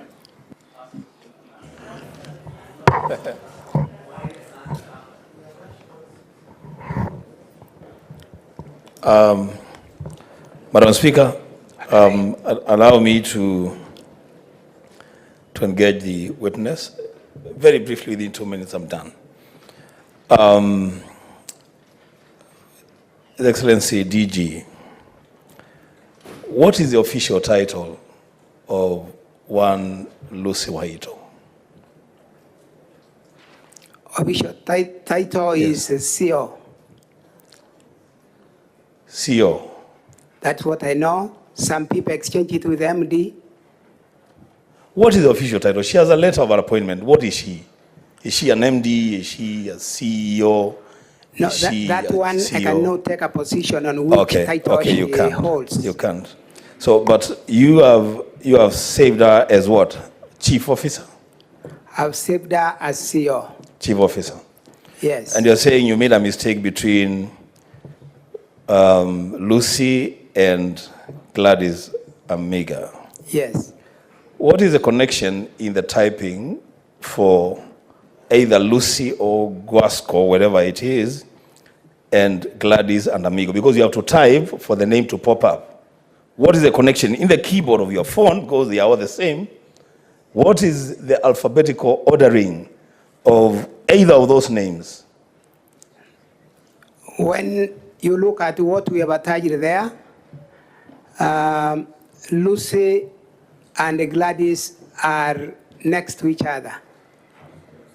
Yeah, but you have to type. You have to type the name for the name to pop up. I've indicated, Madam Speaker, earlier that I have tried to save staff of the county under an easier way of accessing them, and that's why I have the CEO, my own way of easily accessing the officers of the county. Madam Speaker, we need your protection because I think from Kisii County, there are very many different ways of doing things. Now, this one has a different way of typing names on the keyboard, which is standard. It's a standard keyboard.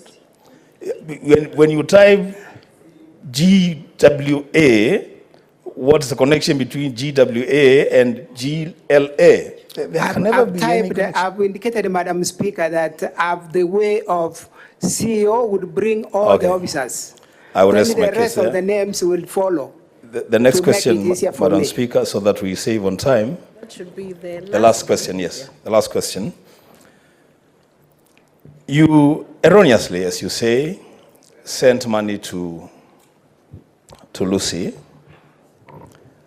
and you don't realize that you have sent money until the following morning, which is questionable. But that morning, you are called by Lucy and she says, what did you send this money to me for? So at least you know now there is 100,000 shillings that you send to Lucy, which is your money. True. But you go to the bank and withdraw 130,000 shillings to send to some other people, and yet you have your money that is already with Lucy, which you can access and use for the same purposes. Why was it easier for you? You are saying you're not tech savvy, but you're able to withdraw money from the bank. You're not able to reverse money that you have sent. Are you being selective in your tech savviness? Madam Speaker, I'm not being selective. If you read my statement correctly, the money I sent to Lucy was in my M-Pesa, and the money I sent that morning, Lucy told me I have sent her money, was still in the same M-Pesa. So I didn't go to the bank to draw any other money. I had some money. The money is not in M-Pesa now, it is in Lucy's phone. It's not in your M-Pesa anymore. You I'm have sent saying already. I had more money in my account that could be enough to send another 100,000. I didn't send 130,000 to Gladys. It's 100,000 to Gladys after I discovered Lucy had taken 100 that she had not refunded or returned. Madam Speaker, I'm okay. Thank you, Senator. Senator Gloria Oruoba. In under 1 minute. And senators, if we could reduce our questions to only 2, it will help because there are very many senators who are interested in clarifying. Thank you, Speaker. I only have 2 questions. Speaker, on the first one, when Joseph Misati was here and he was questioned on his relationship with you on a business level, he said at one point that you had an M-Pesa shop. I just wanted you to clarify, have you at any one point had an M-Pesa shop? And if so, would that then conflict that you do not know how to operate M-Pesa, particularly reversals? Then my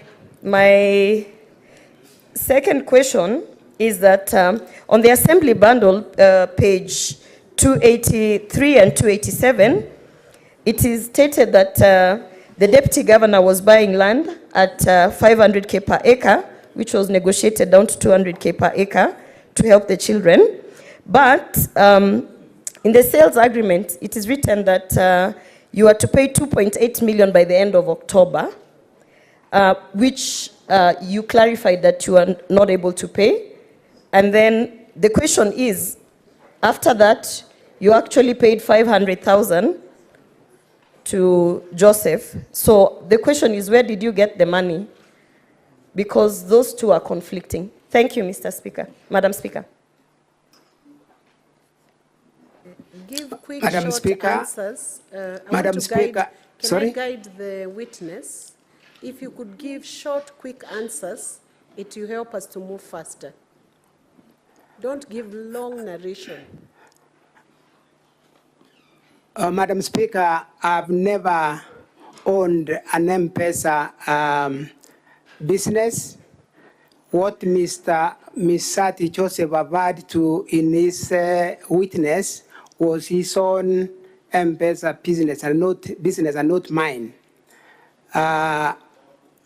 Number two, the Honorable Senator has referred to a case that I've also seen in this House yesterday about an elder from Magenja Ward who was selling land that he had owned in Transmara, Naroko County. And Madam Speaker, she came to me and asked me if I can buy. When I attempted to follow up the documents, I realized this same land had a lot of encumbrances. There were people on that land. I don't know whether I call them squatters or what. And he wanted me to go and use an auctioneer to remove those people and buy that land. At that point, I said, I can't buy a case. I'm buying land, it's land, and not issues, fighting with people. And at that point, I said, we cancel this deal, Madam Speaker. That's where the story of land rests. Senator Agnes Kavindu.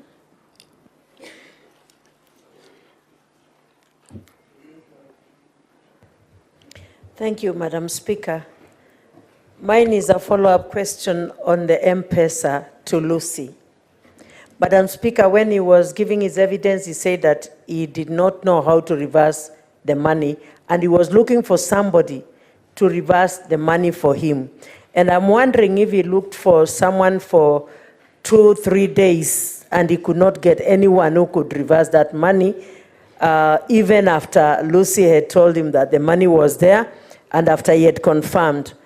Madam Speaker, this one raises a lot of questions.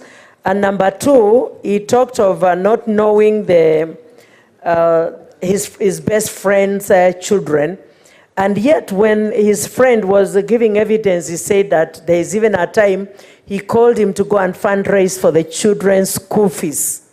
Madam Speaker, I don't understand how I can be called by my best friend to go and fundraise for his son or his daughter, and I cannot be familiar with the same daughter. Thank you, Mrs. Witness, DG. Madam Speaker,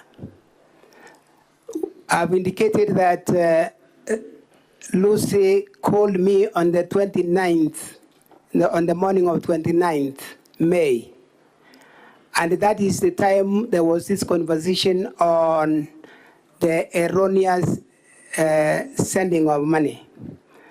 And she was on transit. I called her later when I asked her to send me back the money, but she was in Nairobi in a meeting. That is on the same day of the 29th of May. She sent me back the money the next day. So the issue of 3 days, Madam Speaker, does not arise. It is the next day. The next question. The issue of children. Familiarity of children. Madam Speaker and honorable senators, I'm very good at knowing the faces of people once well exposed to me. When I go to fundraise with my friend, I'm not fundraising with the children, it's the adults whom I fundraise with. We sometimes do these fundraisings, all of us, honorable leaders, honorable senators, with the people in the village, the invited guests, and therefore we may have our children out there, some in school, some wherever they may be, and I will want to still remain that I cannot identify all the children of all my friends. It is not possible for anyone, and I will be lying if I said that, Madam Speaker. Senator Chararike. Thank you, Madam Speaker. I'll be precise with an eye of a military marksman. One, Mr. Deputy Governor, can you table your evidence? Can you table a phone as part of the evidence now so that we can cross-check those numbers that you're talking about, Wahito and Aminga? Number one. Number two, what is your relationship with other leaders in Kisii County? Number three, who ensures that there is proper budgetary utilization of funds in Kisii County? And finally, how do you feel that the father of Dennis, how do you feel that your brother testified against you? And how do you feel the father testified against the son, Madam Speaker, so that we get the feeling that is happening? And finally, what is your relationship with the governor, Simba Arati? I thank you, Madam Speaker. Madam Speaker, as I respond, I will request that where I miss some of the questions, the Honorable Senator would remind me. For tabling the phone, I will request your directions, Madam Speaker, that I'd left my phone with my security out here. If the Sergeant at Arms can get the phone for the view by the Honorable Senators. That's my request, Madam Speaker. Sergeant at Arms, you can assist him so he can just open the page where the list of names was downloaded. To answer the rest I have no of the objection, questions. Madam Speaker, if they can be doing that.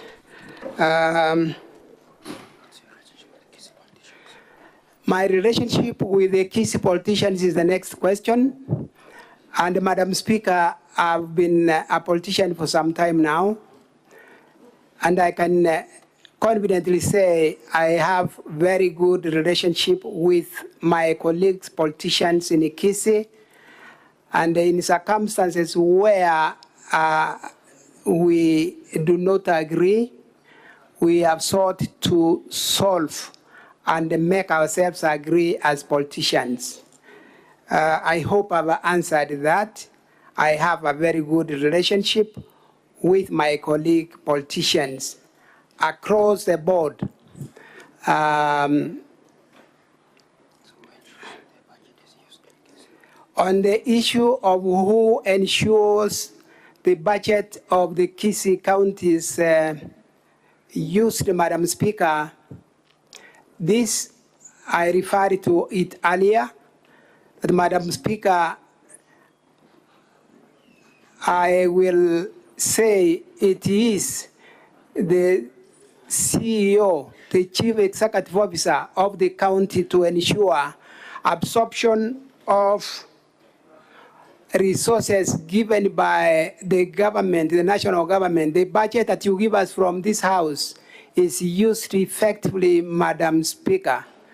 And so that's my affirmation that there is a CEO to ensure we spend our resources. On the issue of Joseph Misati and his son, Dennis Misati, then the situation of my brother and myself.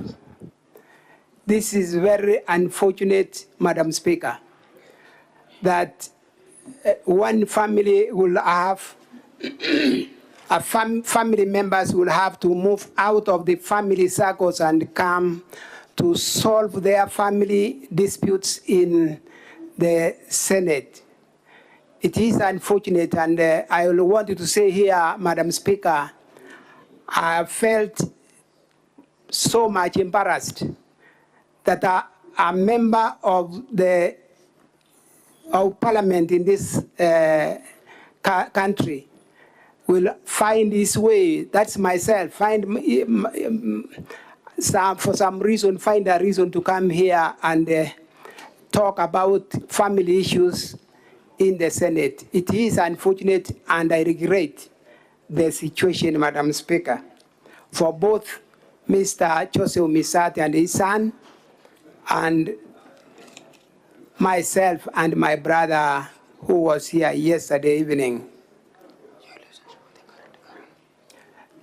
On the question of my relationship with my governor, the Honorable, His Excellency, the Honorable Paul Simbarati, I want to make it clear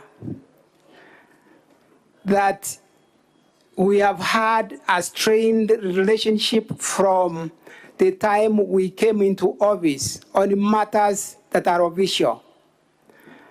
And indeed, I'm convicted that it is from that perspective that I am before this Senate today on a matter of impeachment, because of the official questions and discussions I've tried to hold with the governor, and we do not seem to pull together. One of them, honorable members of the Senate and Madam Speaker, is the question of the budget absorption, where for 2 consecutive years, we have remained number 47 out of 47 in development resource absorption.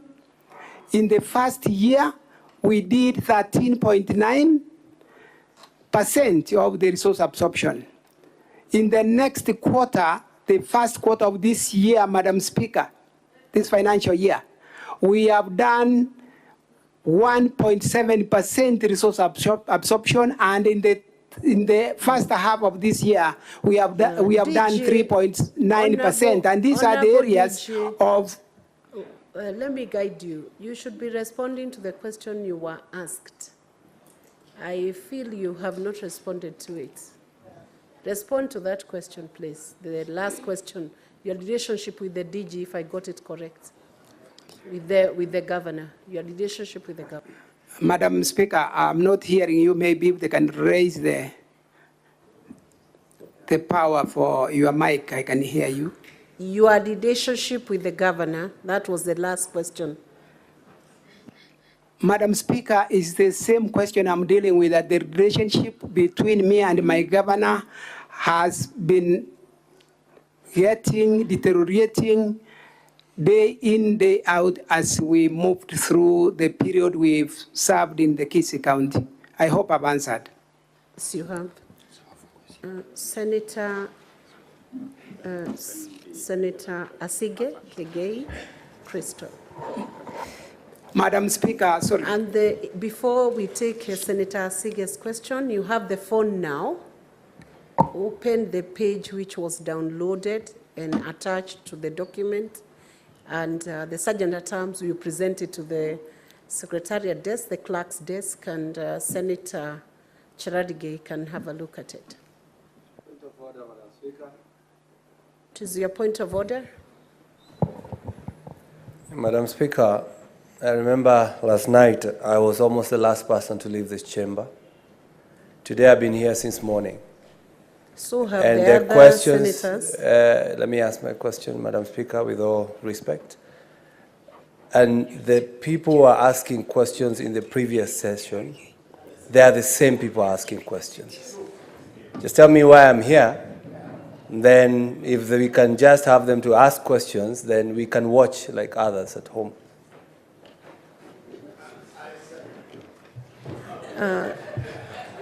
Senator Karungo Dhangwa, just on a point of information, you have been in the House, and that is a legitimate expectation of the people who brought you to Senate, that you should be in Senate attending to proceedings.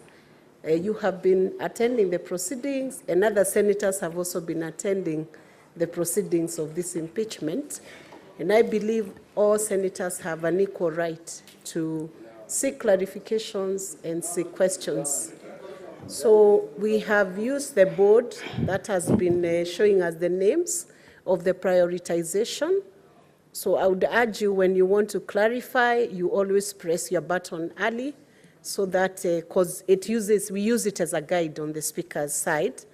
But having said that, we will bring up more senators who have not had a chance to ask the questions, but all are equally entitled. Senator Asige, yes, as the phone is making its way to the Secretariat desk. Thank you, Speaker. If that comment by Senator Thango was directed at me, I have to assure him that yesterday I only spoke one time. So I'm not one of the ones who have spoken a lot yesterday. Speaker, I want to speak on behalf of the struggling politicians, because I feel like I am one, whereby if I were to be missing 100,000 shillings in my M-Pesa, I have to admit, I would definitely notice immediately. And that's where my particular question will focus. And I wanted to just engage the DG, if you would allow me. Mr. DG, could you kindly just clarify how you make M-Pesa transaction? Is it through the M-Pesa app? It's through the M-Pesa app? Yes. Oh, it is, okay. It is, Madam Speaker. Okay, great. So you are somewhat tech savvy, then that has been confirmed. I also want to just confirm the process through which you transact on M-Pesa, and maybe you'll agree or disagree at the end. Number one, Speaker, I'm aware that when you use the M-Pesa app, you have to choose the person that you're sending money to, the recipient. And the next stage is to put in the amount that you want to send. And the next stage is to put in your PIN. And then there is a pop-up that comes which asks you to confirm that those details that you have input are correct before you either cancel or accept that transaction, whereby you would have seen the recipient's name pop up on that, inaitwa hakikisho in Swahili. And then once you have, if you said accept, if you confirm that those are the right details, Speaker, you press accept, and then, as another senator has said, you'll receive a transaction confirmation with the exact same details, so that you can confirm that you have sent the correct amount to the correct person at said time. Now, with all of those different confirmation opportunities, I wanted to really clarify, because he uses the M-Pesa app, and you have to be tech savvy to use it. How did you not see those confirmation pop-ups that came through the M-Pesa app for you to confirm whether you're sending the money to the right person? Thank you. Madam Speaker, I've already heard that, I'm sorry, that I missed those pop-ups and sent money knowing that I've sent the money to the right person. I missed those ones you have named. I do not know how you send it. Mine is getting the name and the number, and then I send. So I missed that, Madam Speaker. Okay. Senator Joyce Korir. Thank you very much, Madam Speaker. My question still hangs on the M-Pesa transfers that the witness sent 100,000 to Lucy Waito, which was sent on 28, and it was reversed on 30th. That is barely 2 days later, Madam Speaker. I wanted to know whether there was an agreement between the Deputy Governor and Lucy Waito. Thank you, Madam Speaker.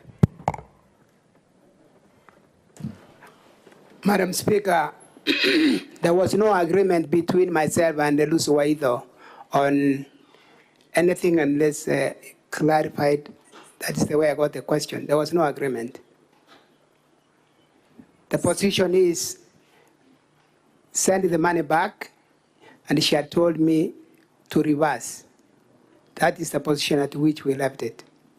Okay. Senator Mwinyi Haji Mohamed Faki. Thank you, Madam Speaker. Mine is also on the same M-Pesa transaction. When you send the money on the, is it 28th? 28th yes, of 28th. May, did you confirm that the money had gone? Yes, the money went. So, but you didn't confirm to whom it went? Is that what you're telling us? I didn't read that name and get to know that it is where I was sending the money to. That is what I'm saying, yes. Yes. So you confirm that the money was sent to Lucy. Was it Lucy or? Lucy. That same evening? That evening, yes, the money went to Lucy. That same evening? Yes. But it took her prompting for you to realize that it went to a wrong person. Yeah, I slept without noticing that the money had gone to the wrong person. So I woke up the next day, and this is when I came to this understanding. But it is your evidence that on the evening you sent the money, you confirmed that it went to Lucy. No. It was erroneously sent to Lucy. That's what I'm saying. That's all. Senator Mbogwa Mugai, George.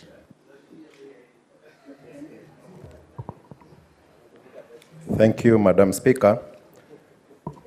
Mr. Deputy Governor, I'm following up on the charges of abuse of office, and I want to refer you to your affidavit, paragraph 59, A and B. You seem to suggest that your home is being used for official purposes without your permission. Sorry? You seem to suggest that your home is being used for official government offices without your permission. Is that true on point A, paragraph 59 of your affidavit?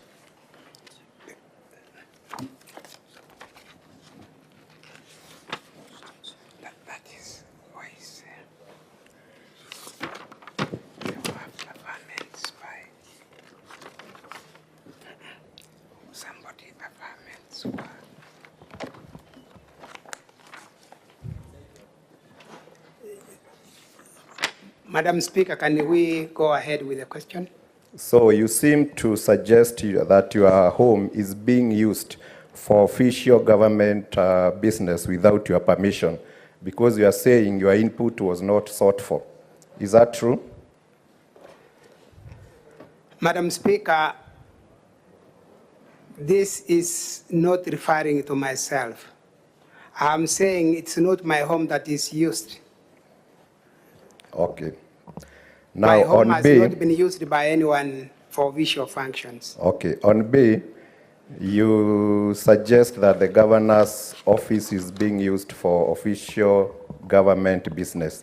Is there any government money which goes into the use of this office? Is there any money which is used for the government business which is being carried on in that office? Thank you. Madam Speaker, that I would not be able to confirm if government money is being used.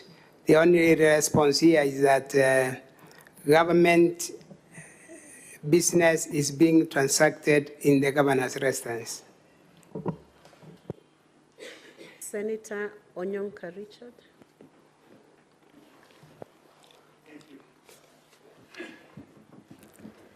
Thank you, Madam Speaker. Dr. Munda, I have two follow-up questions. The question that you've answered about government business taking place, could you explain what that statement means? In other words, are you trying to say that each and every government transaction since the governor took over in Kisii County has actually been conducted, including cabinet positions, including cabinet meetings, and you as the DG were holding cabinet meetings in the governor's house?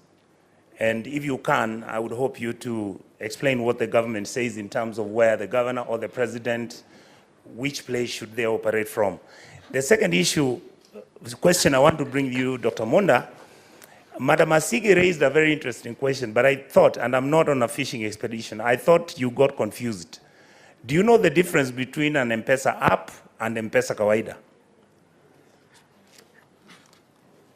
Madam Speaker, I may be lost between the two. Yeah, can you explain if you can? Lastly, this money that you sent erroneously, have you ever sent any other erroneous money to anybody at any one time? And did you get a reversal, and how do you claim that money back? Thank you. Madam Speaker, with your permission, I may start with the M-Pesa.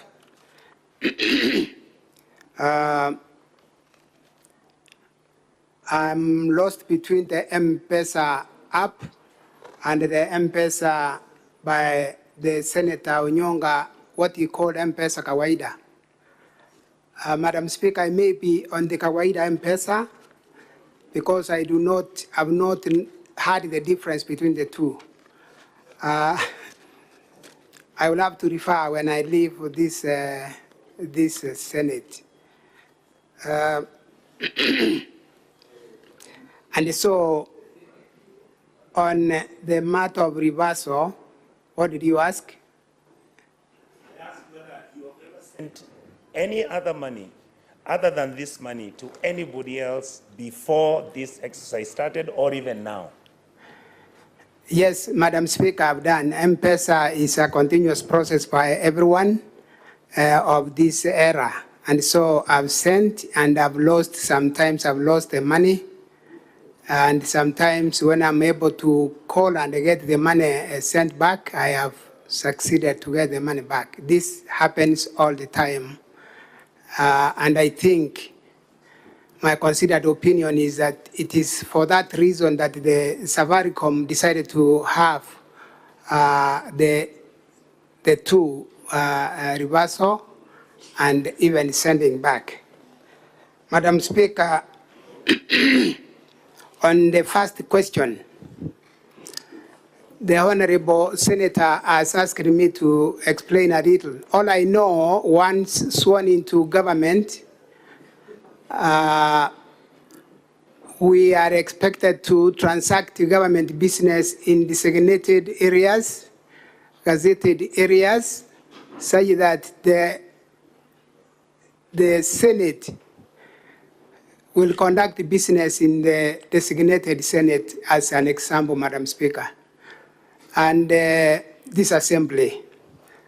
But in my case and the Kisi, once we came into government after being sworn in, and this was in the presence of my Super Senator Richard Onyonga, we did the swearing in. Just to guide you, we do not have any super senator. Okay, they are all senators. Madam Speaker, I withdraw that and replace it with Senator Onyonga. Honorable Senator is the official title.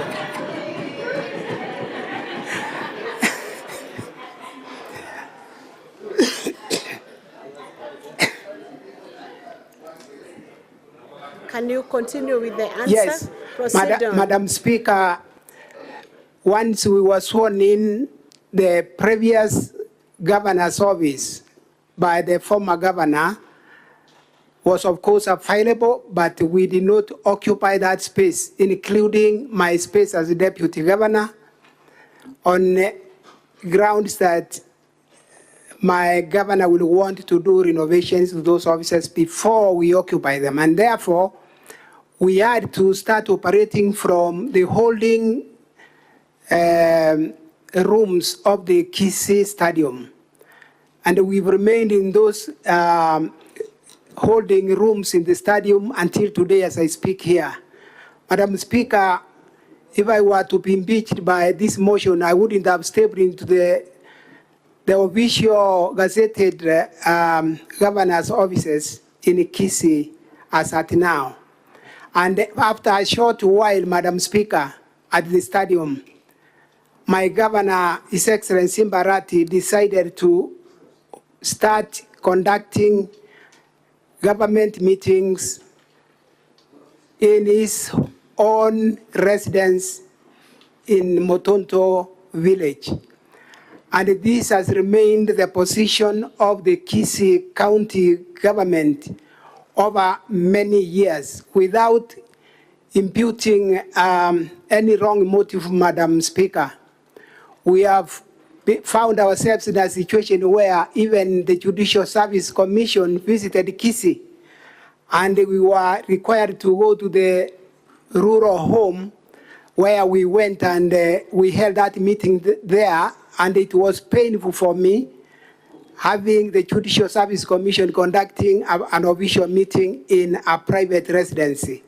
Madam Speaker, this is the scenario in brief in Kisii. The CECs will find their way to that home every day.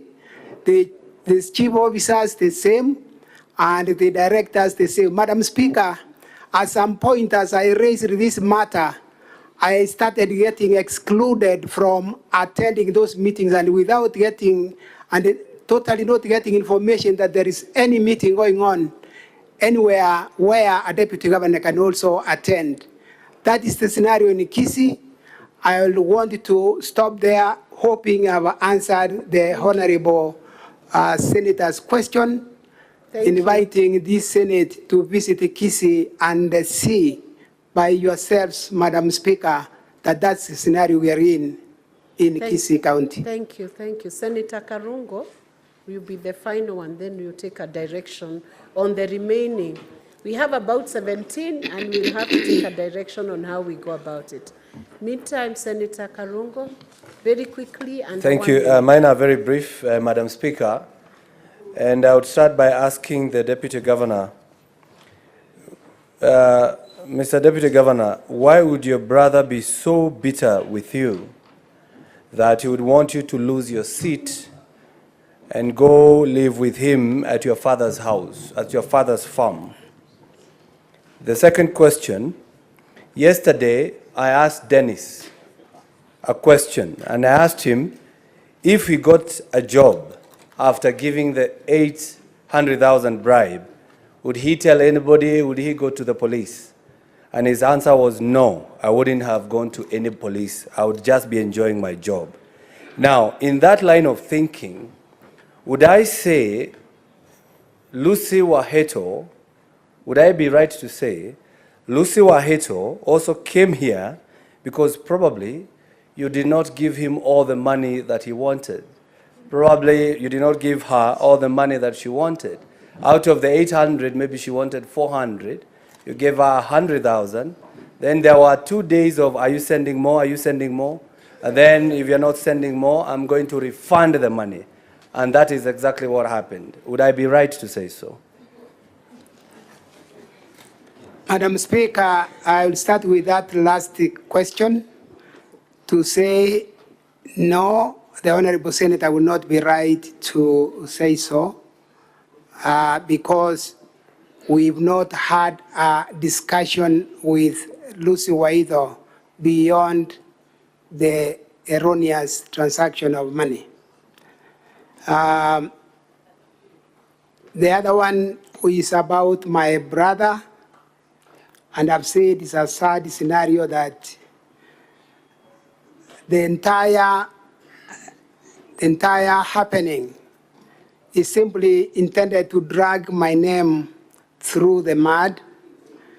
That's all I would want to say, Madam Speaker, that my brother is in that pain of not supporting me in the past in the elections, but I've continued to win. And after the elections, my brother has not been happy, and he believes the campaigns continue beyond the time we were elected. And so you'll wish that I'm impeached for him to feel better, because I would have lost the seat I won against his wishes, that I don't. You refer to the Kisii elections, you will see many clips showing how my brother campaigned hard against me, but then I flawed them, and those who are flawed will always be looking for grounds to continue fighting. Thank you, Madam Speaker. Honorable Senators, we have now finished the slots that we had allocated, but I have about 17 requests for senators who need clarifications. We have to take a direction because we have 5 witnesses who still have to give evidence, be cross-examined, be re-examined. So what is your point of order? You do the points of order. I want us to take a direction as a House, whether we add 3 slots, both majority and minority leaders are here. Yes. Senator Methu, and then Senator Osotsi.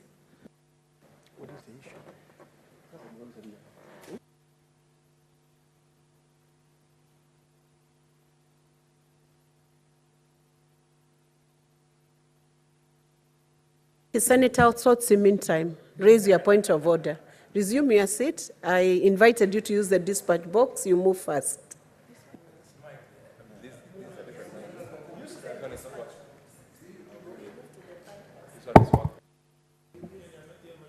Madam Speaker, I think you directed that Mr. Monda's phone be checked to confirm the phone list attached on the documents. I think we need to dispense with that because the document raised a lot of concerns from the members and from the council as to its authenticity. And also, understanding the Computer Misuse and Cybercrime Act, particularly Section 23, that talks about false publication of computer information. So I think that would be a very crucial aspect to deal with before we proceed. See, I give the direction. I had directed that the phone on the page which has been downloaded and attached, the documentation, be presented to the clerk, and Senator Cherargei, who had raised that issue, was to be there to see that page. He's not in the house, so I'm holding it. It will still be done. What is your point of order, Senator Methu? So I've given direction, it will still be checked. Honorable Speaker, since you had already given direction that you shall take 4 from each side, I think it is fair that we stick to that direction that you had given.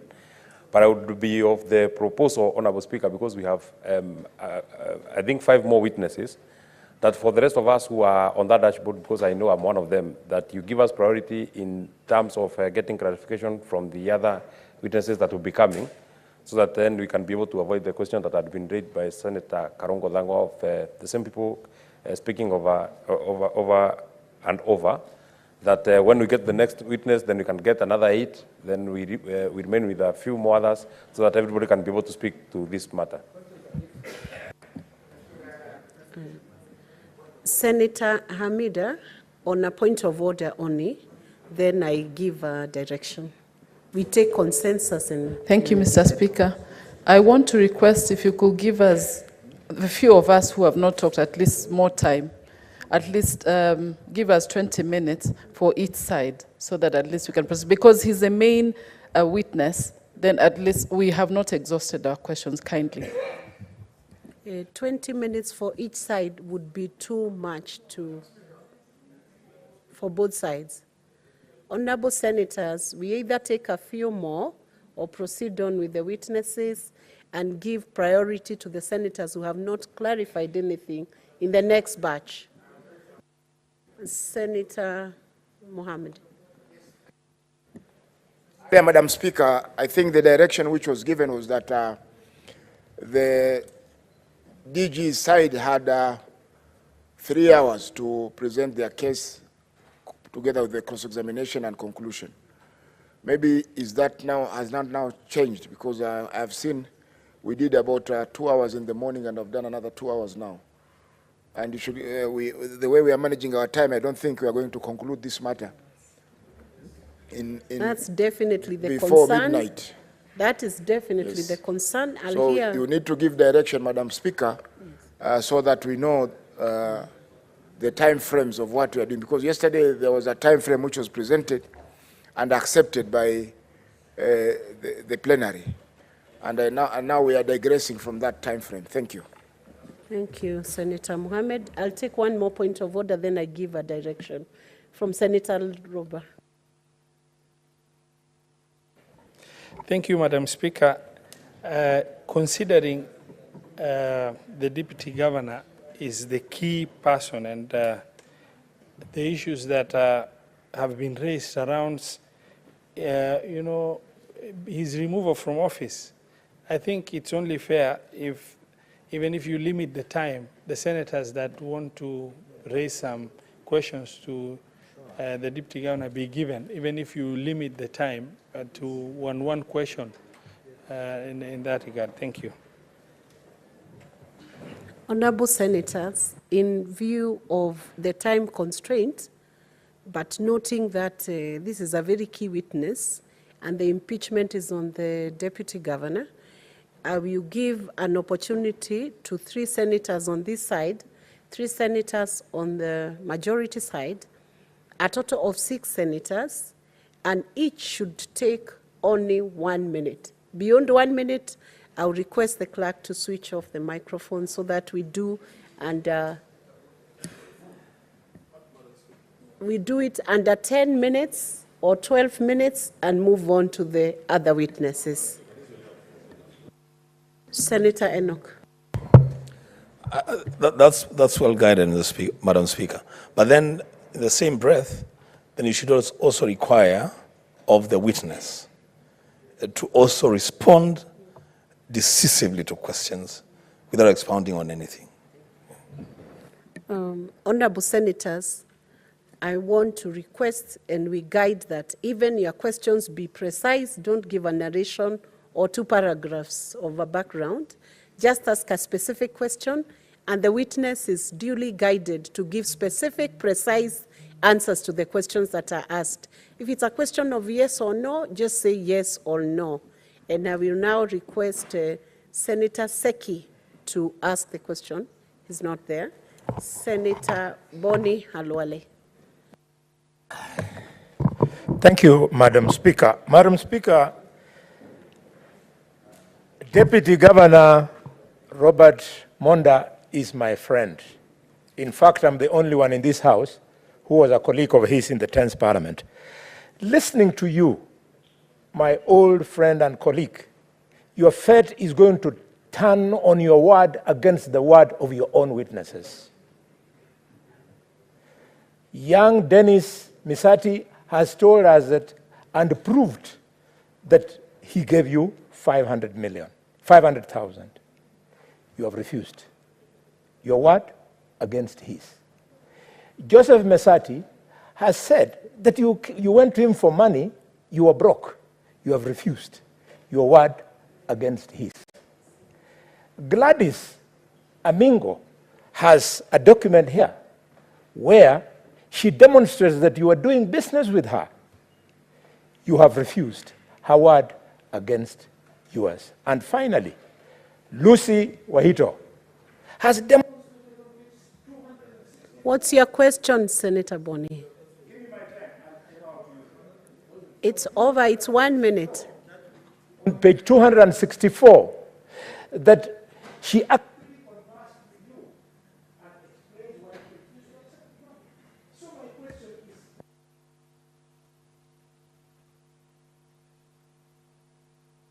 you are innocent by telling the House, do we believe you?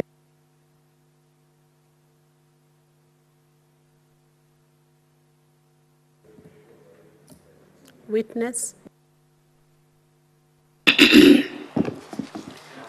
Madam Speaker, to answer these questions, from my friend, the Senator Kalwale,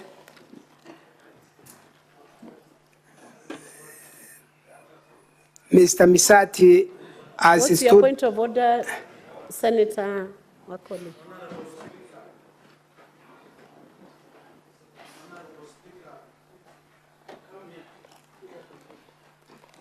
Use the dispatch box, Senator. Honorable Speaker, is it in order for my senior brother, Mheshimiwa Boni Khalwale, to already show signals that he's already making decisions and judging the innocent doctor without the due process coming to a conclusion, Honorable Speaker? Let us be impartial as honorable senators and allow the defense and the accused to come on board and elaborate themselves. Thank you, Honorable Speaker. The witness, following the point of order, Let me give a direction. The witness can concentrate on the question that was posed in the last sentence, whether you should be believed or the other witnesses should be believed. Just that bit. Madam Speaker, there have been a mention of several names of witnesses who have been here.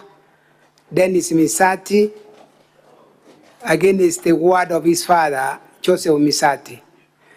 My affirmation is that Joseph Misati and myself are on the same page. And so we have not pulled in different directions, and I hope my friend senator is listening to me. So Joseph Misati are talking different language with the son. And it's not me who has said we are not talking the same language with Joseph Misati. Misati refunded my money, and that's our position, the two of us. Gladys Aminga have not deviated that I gave Gladys Aminga the contract to deliver building material to my home. That's the position I've taken, and I paid what was due to her. Lucy, the Wasco MD, we are on the same page that I sent money to her erroneously, and she refers the money to me. There's no more that she has said about me, other than that she has two statements. One, she says, I said nothing when we talked on the phone on the same money, and on the affidavit she said something else. So I've not deviated from what all these witnesses have said. I have a position about them. Thank you. Senator Hamida. Thank you, Madam Speaker. Bwana DG, the young man, Dennis, really broke down. They lost the family business, and the wife also had a miscarriage. Are you really conscious? Is your conscience clear that there was no fraud by promising this young man or by extorting money from him to get a job? That is one. Just the second one. There has been so much... Leave it at one question, Senator Hamida, for this last session. Just one question. Just one more, Madam Speaker. Leave it at one question. Everybody needs a little chance to you, Madam ask. Speaker. So then, Dennis Misati broke down. I was here yesterday, and I saw it. But again, Dennis Misati was on record that he has not talked to me any one time about the job he was looking for. He got all the story about the job from his father. The father was here today morning. There's no way I can know that Dennis sold a business or suffered any loss, yet the connection, the only link between me and Dennis is the father, who has witnessed today in the morning that he is not privy to any business lost, nor Dennis having money to come and give me as a bribe, or he was calling it something else, not inducement, something. And so I cannot speak for Dennis Misati. He can only speak about his father, through whom he indicated he got every communication from me. Senator Derito John Kenya.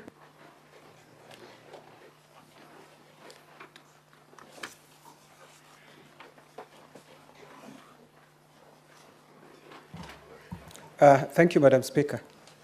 Madam Speaker, in the county, DG is #2 in command.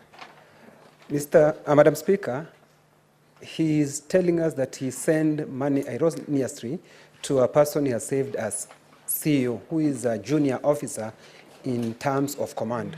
Madam Speaker, what I'm trying to understand, how was it so hard for that officer to reverse or to send the money immediately which ended up taking 2 days. I had listened to him saying the officer said he could not reverse the money immediately because he was in the airport. Then from the airport, she entered a very serious meeting. Madam Speaker, I am still not understanding. That's the only part I'm not getting. I need clarity. DG? Madam Speaker, that is very true. Lucy is a junior officer in the company where she works, a company created between the Kisii County and the Nyamira County. And Madam Speaker, she works under Board of Management. I am the Deputy Governor. If indeed I was to look for jobs from the board,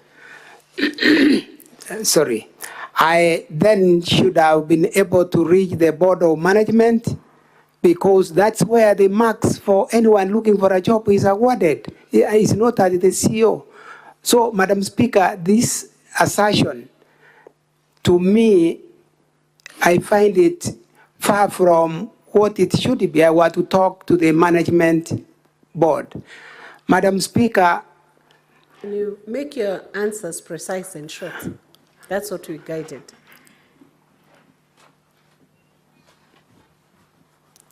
I stop. He had mentioned, the senator had mentioned something about the sending of the money. And Madam Speaker, I've already mentioned here that from the records that are in these bundles that are before the Senate, I realized that Madam Lucy Waido used the same money that she was supposed to reverse immediately on the 29th morning. And so even if she was to reverse the money, she didn't have the same money to reverse to me until the 30th when she finally reversed the money and on some kind of loan. And if that loan we call what? In M-Pesa. Fulisa, if that Fulisa was there on the same 29th, then why did she leave herself to be below 100,000, which she was reversed to me? I hope I've responded. Senator Betty.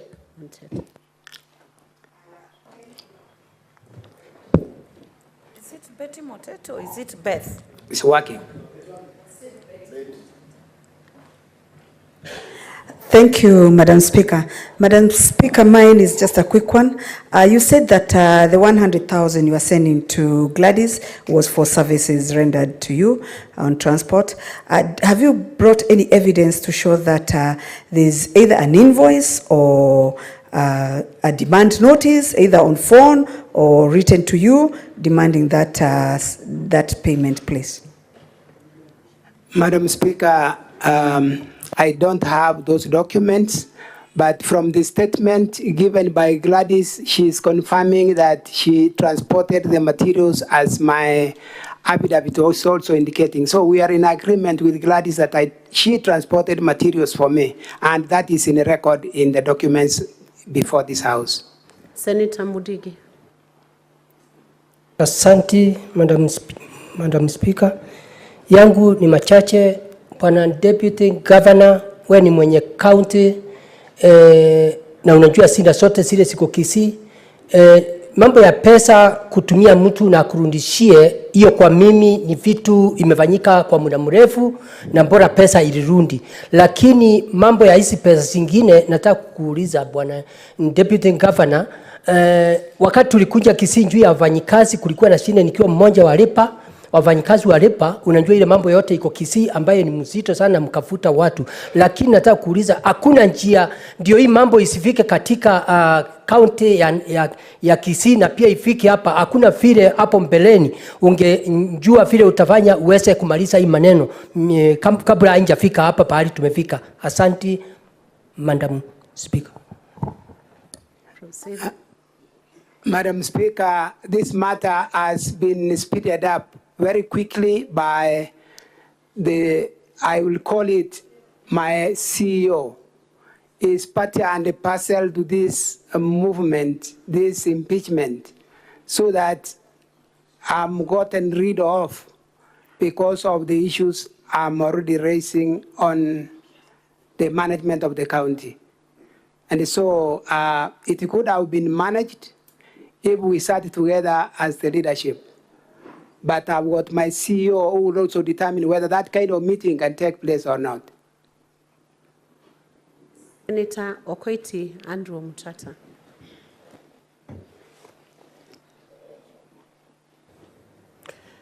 Thank you, Madam Speaker. Your Excellency, Deputy Governor, I have just one small concern that is disturbing me. Yesterday, a video was played here of a very, very poor lady who makes her living, who ekes out her living by selling mutura, accusing you of having taken money from her. And there were many others who came up. But I'm taking that particular one because it's the one that seems to have evidence that it was made at the public participation, during a public participation forum. What would be your response, or did you have a chance to respond to that allegation? Because for me, for somebody poor claiming that you took so much from her is a very, very painful experience for me. And that for me is one thing that's going to guide my decision. Madam Speaker, the clips that were played in this house, the Honorable House will notice that all of it ran around the bursary. That I have been soliciting for bribes to give people bursaries. Bursaries in counties have committees that run bursaries and not the Deputy Governor. Madam Speaker, you get a report of Kisii.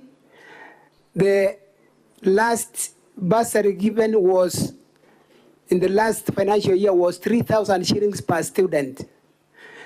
What kind of sense would it make if you get a parent bribing a deputy governor 12,000, 20,000 to get 3,000? Does it make economic sense? Does it look like there is something happening? Madam Speaker, these clips played here were all choreographed to simply implicate me, where they have been indicated to have been taken. You will get in the same report you have. For instance, Masimba, I'll quote Masimba. Masimba is the headquarter for Masimba ward. In the report, it's indicated when the team doing public participation reached there was nobody to attend the public participation. But at the end of the report and the clip played here, Madam Speaker, I realized that there is a gentleman who is a border rider, whom I know in person, whom we have taken food together in my house, claiming to have come to my home, to me to get bursaries. Madam Speaker, I've never sat anywhere in a committee releasing bursaries to the beneficiaries. I've never. This was simply meant to augment the claim that Monda takes bribes, and that is what was done. If you look at the timing of the public participation, yes. I want to guide you once again. You keep to the question and give short, precise answers to the questions. Okay. So rest it there. Senator Paris is the final question, and then we move on to the next witness.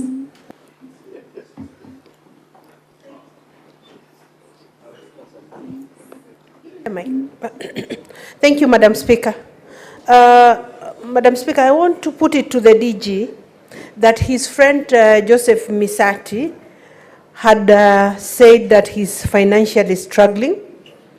And in that case, could this be the reason why the DG is soliciting money in order to assist in the job placement of Misati's son, Dennis? Madam Speaker, I've responded to that question earlier severally, that that affirmation was generally done by Mr. Misati, that politicians have their challenges in terms of resources and the kind of work they do. He also then said he will expect that I'm also one of those who are suffering in terms of resources. No, Mr. Msati did not speak for me that I'm asking for money from anyone, and I've not asked for money from anyone to solve the challenges that are financial for politicians, Madam Speaker. Thank you, Senators. I think, unfortunately, we have to move on because we have 5 other witnesses who have not given evidence, and the Senators who have not found time now, you have an opportunity in the next bunch. So, the DG's team, the Honorable Deputy Governor's team, who are you calling next?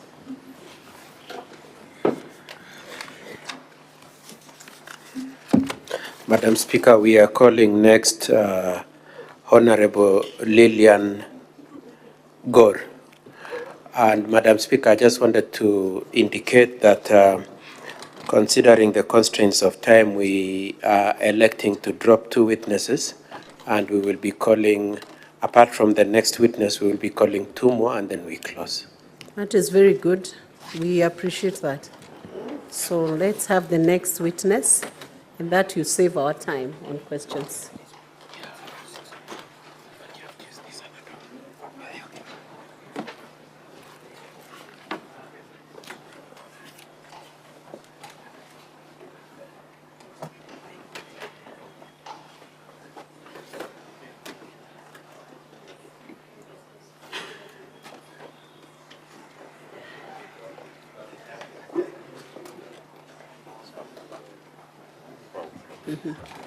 The witness may take the stand and be sworn in.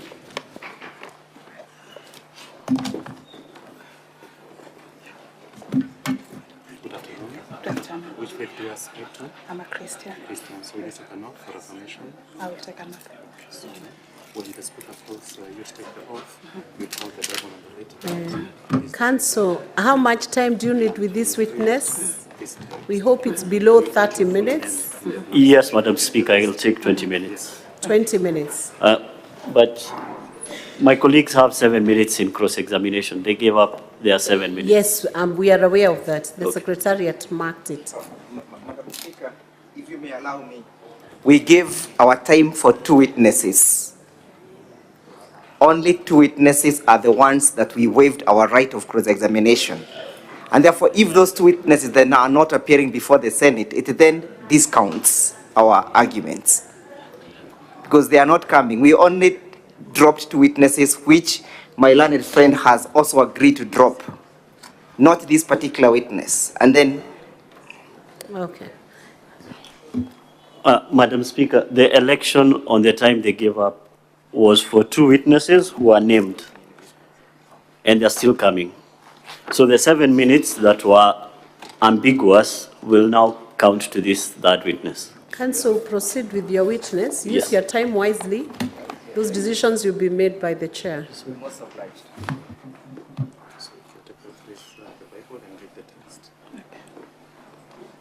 I, Lillian Anyango Gore, do solemnly swear that the evidence that I shall give before the Senate in respect of the matters before the Senate shall be the truth, the whole truth, and nothing but the truth. So help me God.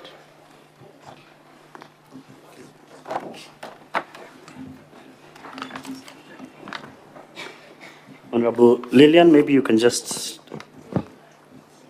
introduce yourself to the chamber. Thank you, Madam Chair. My name is Lillian Nyango Gore. I serve in the Kisii County Assembly, both as a member of County Assembly, and I also sit in the County Assembly Service Board, representing the Minority Coalition. Yes, Honorable Gore, you saw an affidavit that appears at page 204 to 206 of the bundle labeled DG. Yes. That is true? Yes, Honorable Speaker. Madam Speaker, I'm referring to this bundle.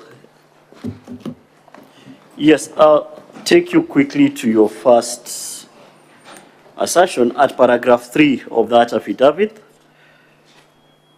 where you say that you opposed the motion for impeachment on procedural and substantive grounds. Yes, Madam Speaker, I was part of the proceedings on the day the motion was moved. And yes, I did stand and I had the privilege, the Speaker gave me an opportunity. And yes, I did oppose on grounds that the motion had not been properly placed before the House and that there were other substantive grounds that would not then allow the motion to be fairly administered before the House. Okay, I'll take you to the notice of the 13th of February.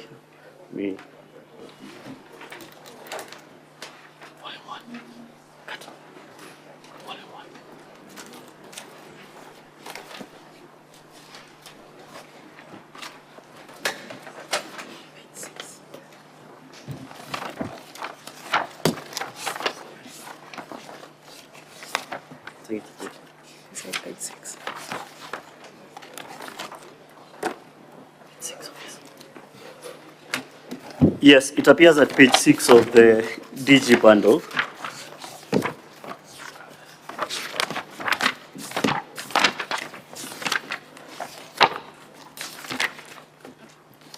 Yes, Madam Speaker, I'm there. You can see that notice. This is what was presented before the County Assembly. Yes, this was a notice presented before the County Assembly on the 13th. Oh, it's page 5, not page 6, page 5. That's the one dated the 13th of February. Correct. Okay. Was this the sum total of the notice that was served upon the chamber? Yes, Madam Speaker, what appears on page 5 of the document was what is the notice of motion that we received in the County Assembly. Were the signatures and any supporting evidence produced? Madam Speaker, on the day that we had this as a notice of motion, we did not have the opportunity to see, neither did the Speaker refer to any signatures on that particular day. Okay, and this is a notice that started these whole proceedings? Madam Speaker, that's correct. Okay, from your knowledge as a member of the County Assembly, was this notice up to par? Was it in accordance with your standing orders? Madam Speaker, both our standing orders and Section 33 of the County Government Act directs us on what a notice of motion on impeachment should be, and it specifically refers to 2 items, the grounds and particulars of the motion. And therefore, what we had on the 13th was the grounds, and we did not have an opportunity to go through the particulars of the motion. Thank you. Just in the emphasis of time, I'll now move you to the Hansard with regards to the 21st of February. It appears on volume 1 of the County Assembly's bundle.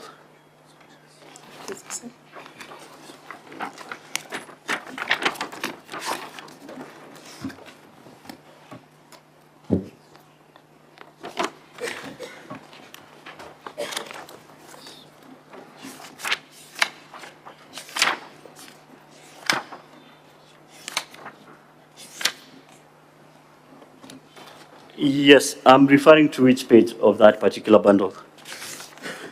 The numbers are at the bottom. Kindly clarify which page you're referring to. The numbers are at the bottom, where we have Henry introducing, Morasia introducing a motion. Council, can you guide on the page? It's page. Yes. Okay, this is 122. Thank you. It's at page 122 of volume 1. Yes, I am there. Yes. Can you explain to the Senate what motion the majority leader moved before the County Assembly on the 21st of February? Yes, Madam Speaker, from the page 122, it says, It was an adjournment of debate on motion on removal from office by way of impeachment of His Excellency, the Deputy Governor of the County Government of Kisii, moved by our Leader of Majority, Honorable Muraja. Yes, I now ask you to look at that, Hansard. Was that motion allowed? That motion for adjournment, as a member of the chamber, maybe you can inform the Senate, was that motion allowed for adjournment? Honorable Speaker, usually when a motion is moved, we expect that it is seconded. Thereafter, a question will be put by the Speaker, but here I'm not seeing any member of the Assembly who did this second the motion. So the motion in question was not seconded? Honorable Speaker, no, it was not. Okay. And was that motion then debated? There was an attempt, Honorable Speaker, there was an attempt to do a debate. Was it finally passed? No. Did the adjournment happen? Yes, Honorable Speaker, at the end of it, there was an adjournment as per the communication that was from the chair on that particular day. Okay. Now we'll move on to this public participation we've been informed took place at the instigation of the County Assembly. It appears at page 56 to 58. The report appears at page 56 to 58 of the DG's bundle, the other bundle.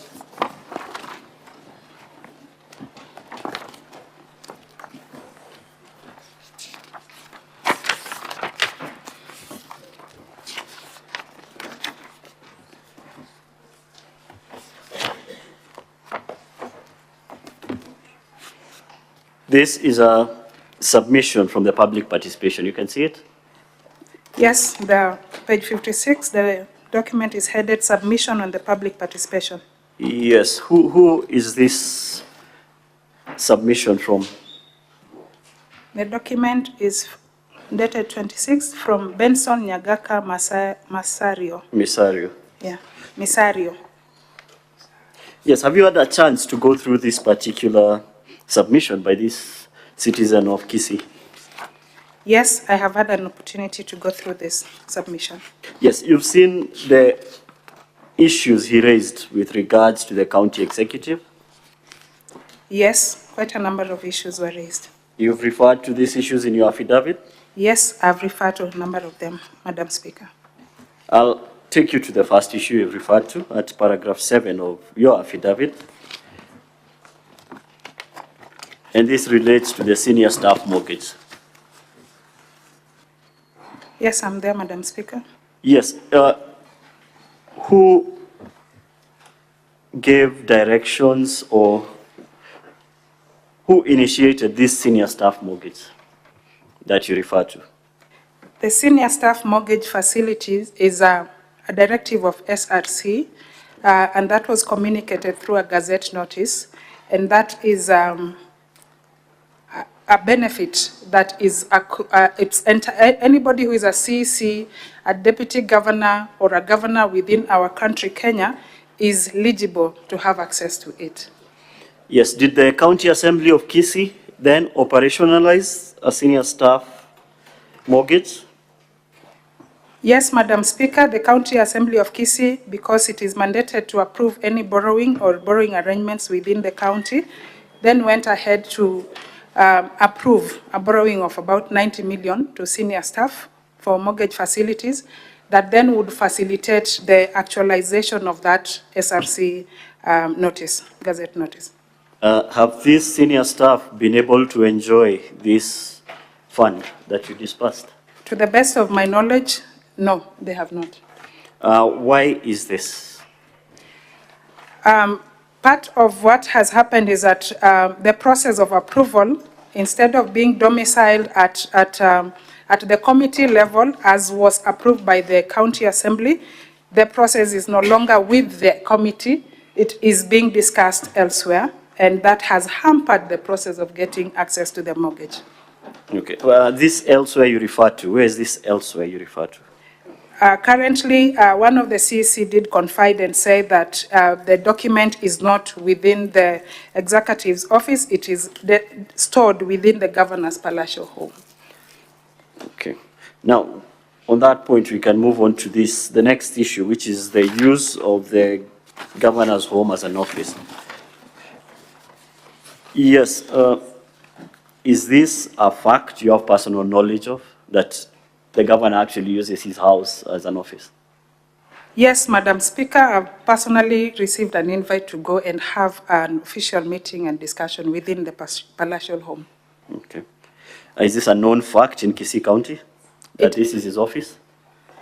Yes, it is a known fact. In fact, we have had access to videos going around in the social media confirming that the governor is comfortable with discussions on government matters being held from his residence.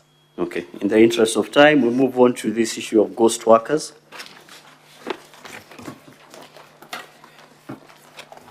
Yes, you indicated there were media reports about 13, 14 ghost workers.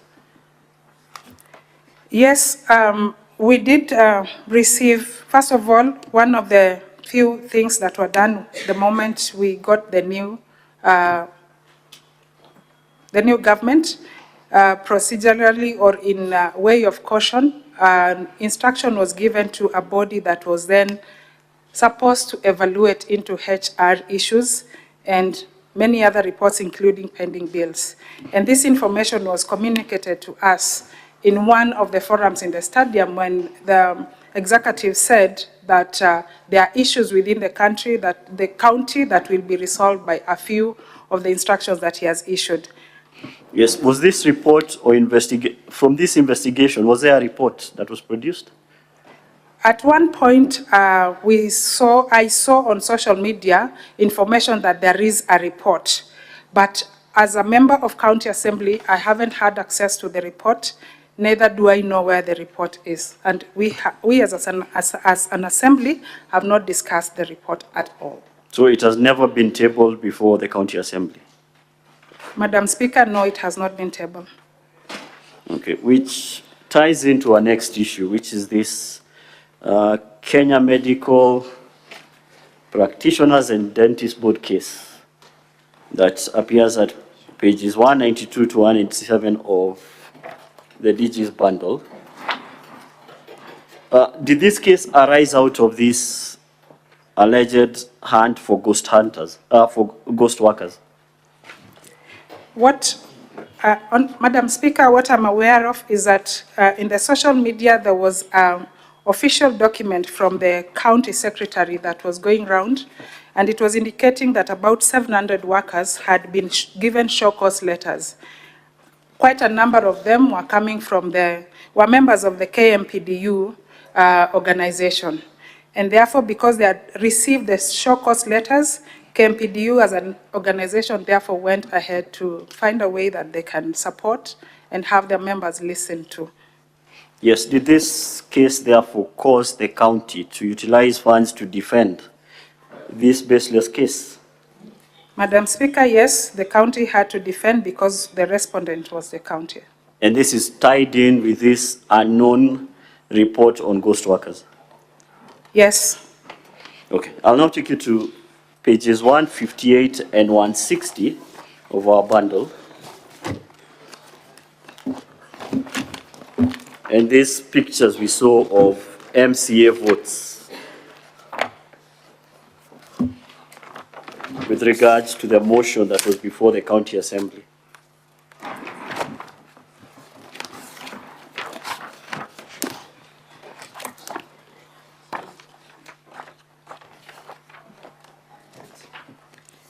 Yes, we start at page 158. Yes, I'm there. Yes, you can see this is the ballot. You can confirm this is a ballot you had with regards to the impeachment motion before the County Assembly.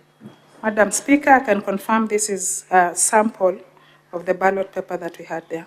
Yeah, you can confirm this is a staff ID for one Karen Nyamoita Madam of the Speaker, County Assembly. Madam Speaker, I can confirm This is the ID.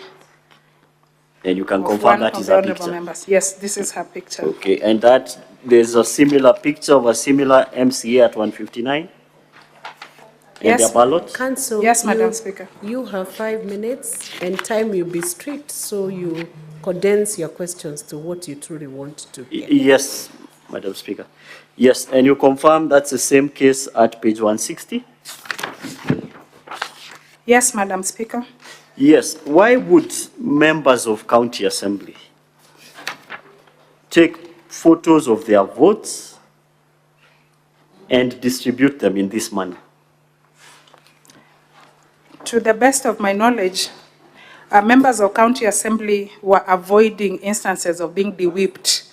And members of county assembly have previously had instances where if they act against what they have been instructed to, then they face being de-whipped from committees and they face very grievous challenges within the assembly. So I sympathize with these members. They may not have been happy to do this, but they were just making sure that their life is safe. So they were acting under instructions? Correct. Okay. Thank you, Madam Speaker. That is all for this witness. I'll hand you over for cross-examination. Madam you. Speaker, maybe now we can Thank take you, directions Council. as to I'll the give time. directions. 2 witnesses have been dropped, which saves on time. But we are still not doing too well on time. Yes, Madam Speaker. So I will allow cross-examination by counsel. How many minutes do you need? 2 minutes. Oh, good. Let's have the cross-examination in the 2 minutes. And the rest I'll reserve to use in my submissions at the closure. Good evening, Mheshimiwa. Good evening, Wakili. You have referred us to page 157, 158, 159, 160, yes? Correct, Madam Speaker. What is the source of this information? Where did you get this from? I have read it from here. Where did you get it from? I have read it from here, sir. Madam, just answer me the question. Where did you get this information from? I got this information from this bundle. From this bundle? Yes. Do you know its source? I got the information from the bundle. Do you know the source of this information? The source is this bundle. That's my understanding. She's given an answer. You take that. Are you trying to say that the Senate has been sitting for the last 2 days over 48 hours in vain? That's not my testimony, sir. Thank you. Any re-exam? I believe you'll take a very short while. Yes, Madam Speaker, just one question. Proceed. Yes, Honorable Gore, is this the first time you've seen those photos? Madam Speaker, I have seen these photos on MCA WhatsApp platform, Kisii County MCA WhatsApp platform also. Thank you, Honorable Gore.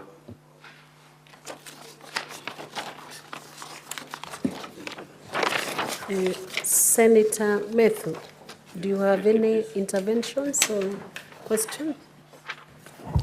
Just a clarification from the witness. From your evidence this afternoon, you say that for the best of your knowledge, the photos were being taken by the members of the county assembly because there has always been consequences if they are not made, if they do not vote in a certain manner.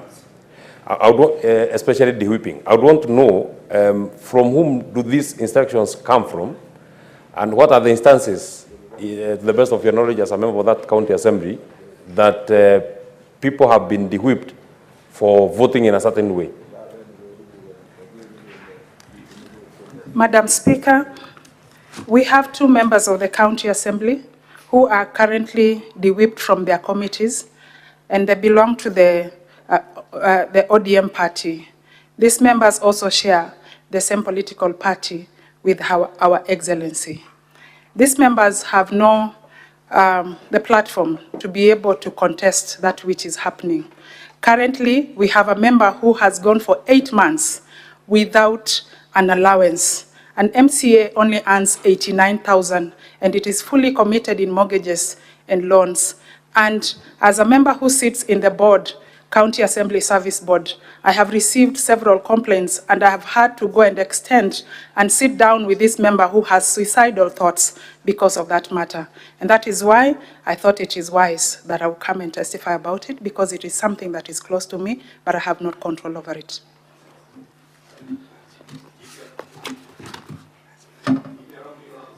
So that I get the answer to that particular question, I'm not asking a different question.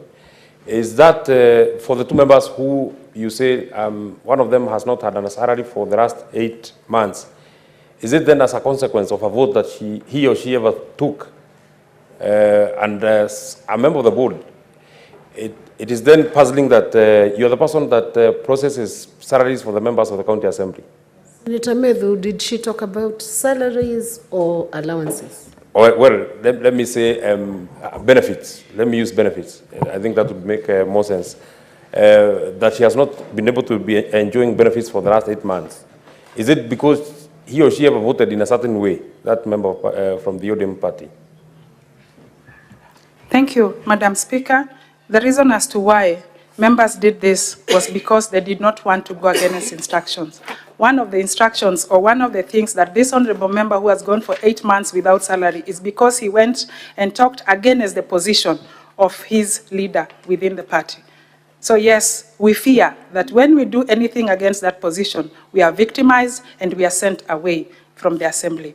Despite the fact that the standing orders say that a member should be at least in one standing committee, this member we are referring to is not in any committee. That means that even the people, because this is an elected member, even the people that have sent him to the assembly have been denied an opportunity to have their views presented in the assembly. Senator Eric Mogeni Okong. Yes, Mheshimiwa, you know, as we sit here so that you assist us with information that will help us make a determination that is fair and just.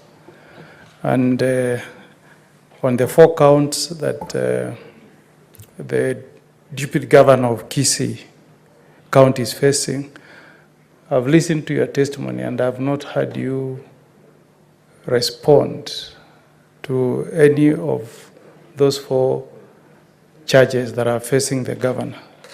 So do you think what you have told us this afternoon is relevant to the business that is before us?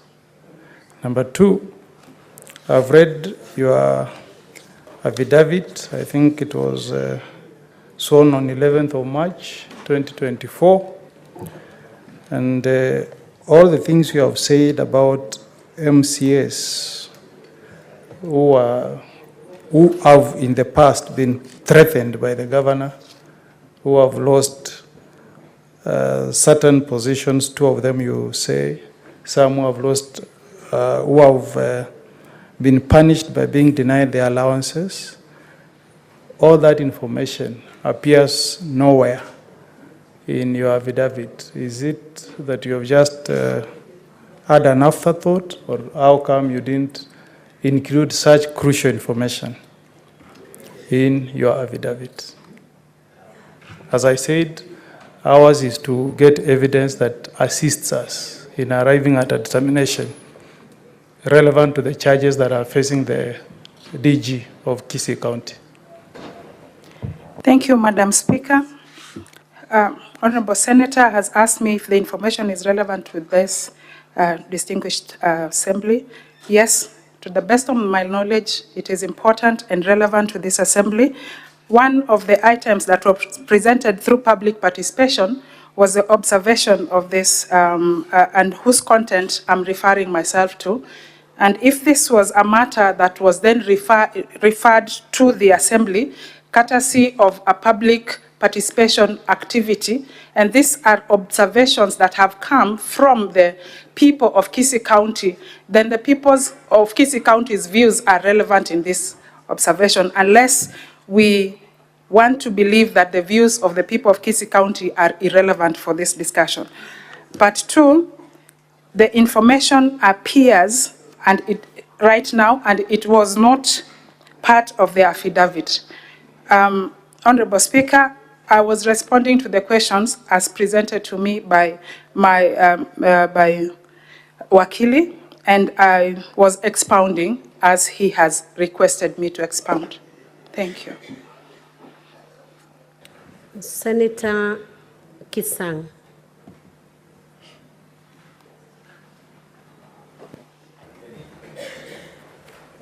Thank you, Madam Speaker. Madam Speaker, mine was a query on, the witness before us should focus on giving us evidence that will assist the DG to be saved or not, instead of focusing on the fight between the Deputy Governor and the Governor, because it's not going to help in any way. That is what I just wanted to...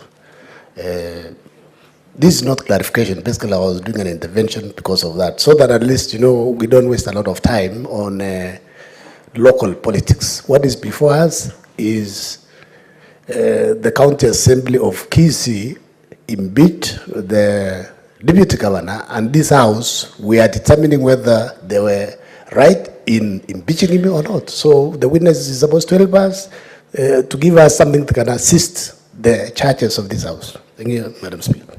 Thank you, Senator Kisang. Senator Mwinyi Haji Mohammed. Thank you, Madam Speaker. Madam Lilian, you belong to which political party? My party is Kenya National Congress. Kenya National Congress. Correct. You are therefore in the opposition as far as the Kisii County Assembly is concerned. Yes, Madam Speaker, I represent the minority coalition. You represent the minority. Yes. And it is your evidence that you oppose the motion procedurally and on substantive grounds, but your opposition was defeated. Yes, Madam Speaker, in my own right, I did oppose, and I think it's also part of the answer. Okay, thank you. Senator Gloria.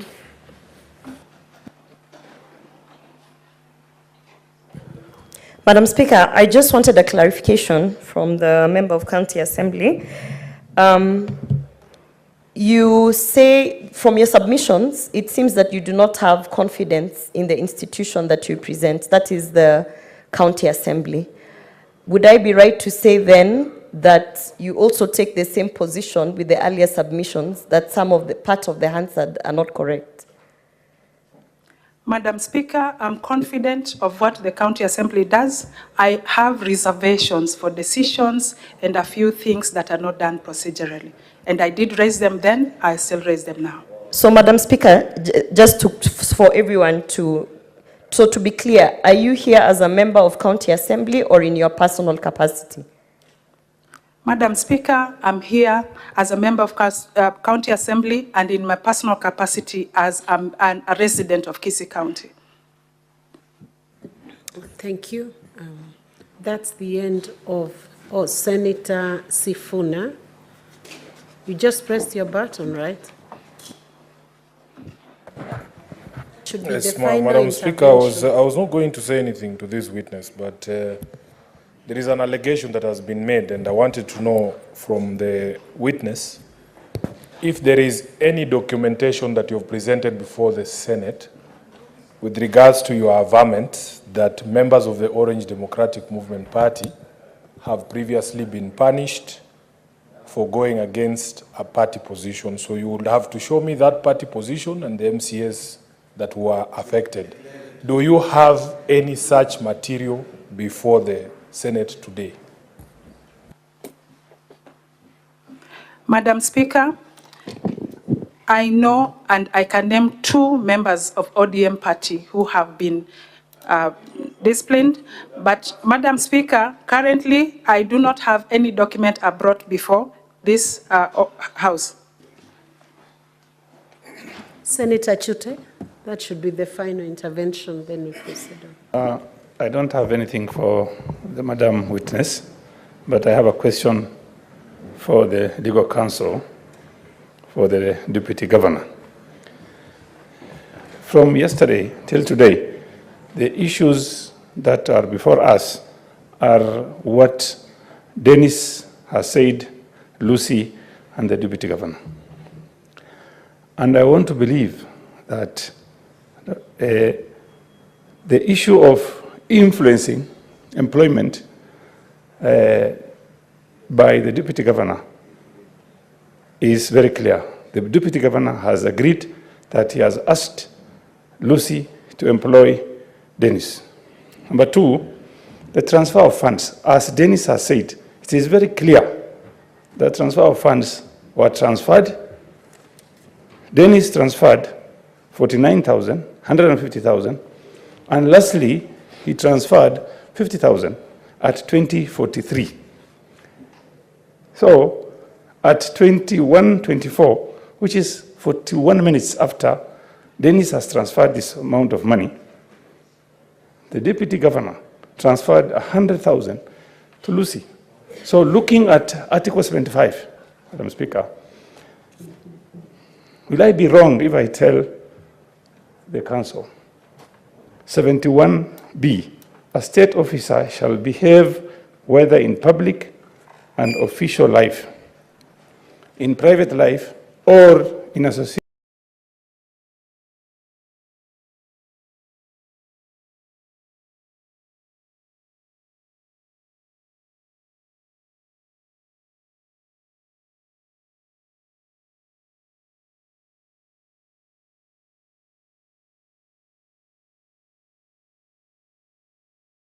Ms. Misati and Mr. Joseph Misati confirm that, isn't it? That's true. Okay. Now I'd like us to move on to paragraph 29 and paragraph 30.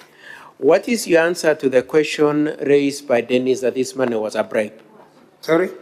At paragraph 29 and 30, Dennis Misati says that this money was a bribe. What do you, and later on said it is a facilitation. What do you have to say to that allegation? Mr. Speaker, the two allegations are a new thing to me. I do not approve of it. I do not accept it. Did you receive a bribe from either Dennis or his father or both of them? Mr. Speaker, I have not received a bribe from my friend Joseph Misati, nor his son Dennis. Nor both of them jointly? Nor both of them, of course, jointly. Okay. Now,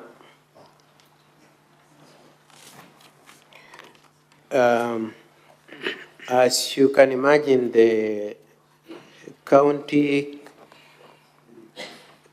councils are waiting to deal with you on what you said at paragraph 28 and 31. I would like us to just look at that for paragraph 28 and 31. At that paragraph 28, you confirm that Mr. Misati mentioned to you that his son had applied for a job. That is true, Mr. Speaker. He mentioned that to you. Yeah. Oh, yes. Paragraph 28, paragraph. From this witness, counsel, you can call your next witness, and I hope we keep to the same timeline. First and not.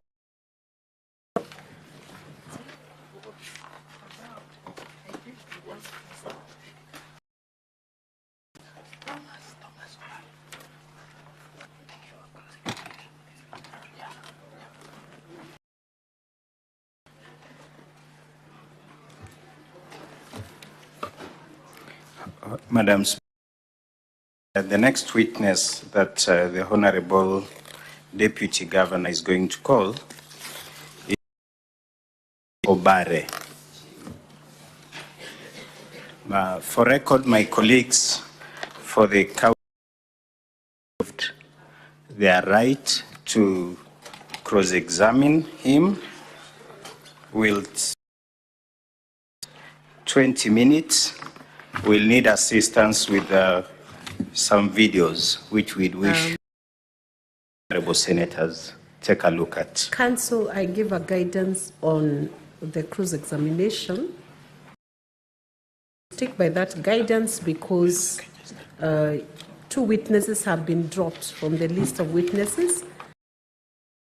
And in line with Article 50, it is in order to allow a level of cross-examination that all issues are taken on board. So let the witness take the stand, be sworn in, and proceed. I request for your audience for a moment, Madam Speaker. Madam Speaker, assisting the witness navigate around the documents, but he is bereaved, and the person who was to replace him outside, and I'm told I must seek your permission for that substitute. I very kindly request for that accommodation that the assistant to come and help navigating the documents. Sergeant, at times allow the council to have a substitute who can assist. Where the witness, Honorable Speaker, Madam Speaker, is already present. He can be sworn in.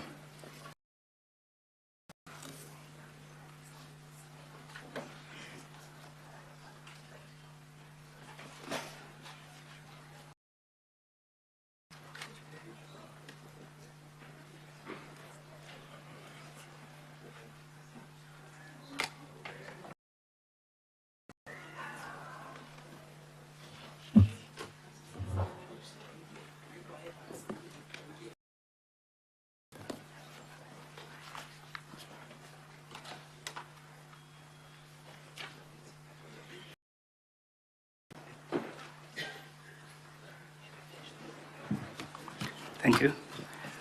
I must do solemnly swear that the evidence that I shall give before the Senate in respect of the matter before the Senate shall be truth and nothing but the truth, so help me God.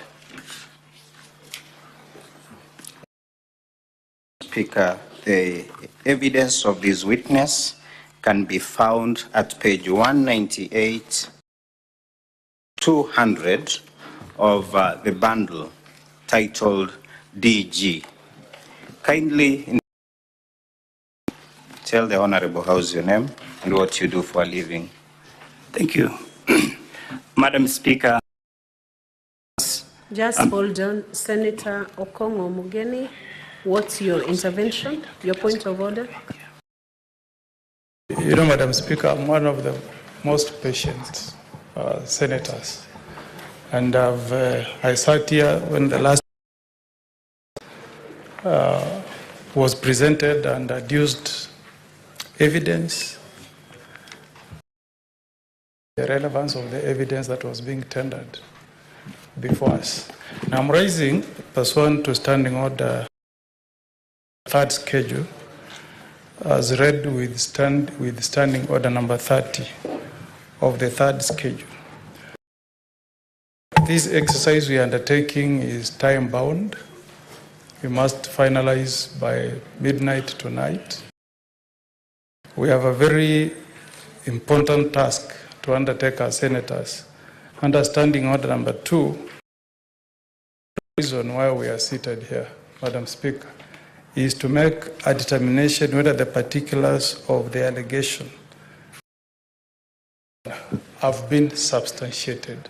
That's the only business that is making us stand or sit here from 9 to midnight.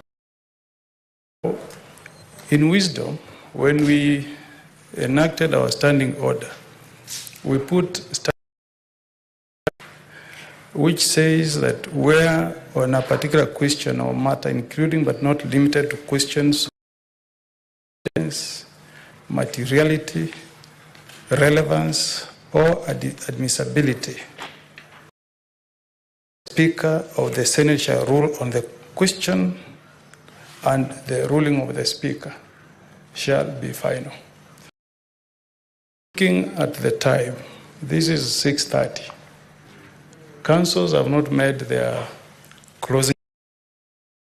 We have not retreated to plenary for senators to make their final submissions.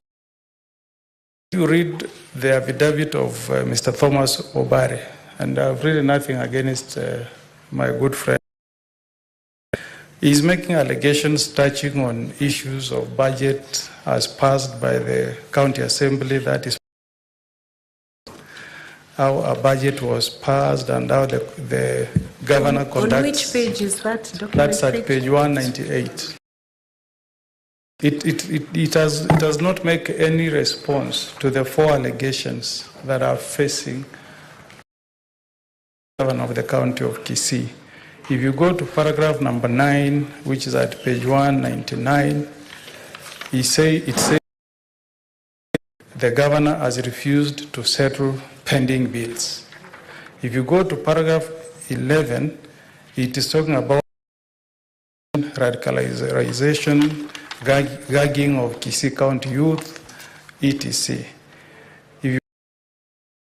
It's talking about governor lying that he has built 128 ECD classes, which is not true. 100 is the attestation page. You know, Madam Speaker, you can't take 87 for a ride. Because what is before us is allegations touching on money that was given to the governor as a bribe or abuse of office in terms of using us to effect arrest of his brother. The evidence that is here has got no relevance. It's not material to the allegation being investigated by the Senate.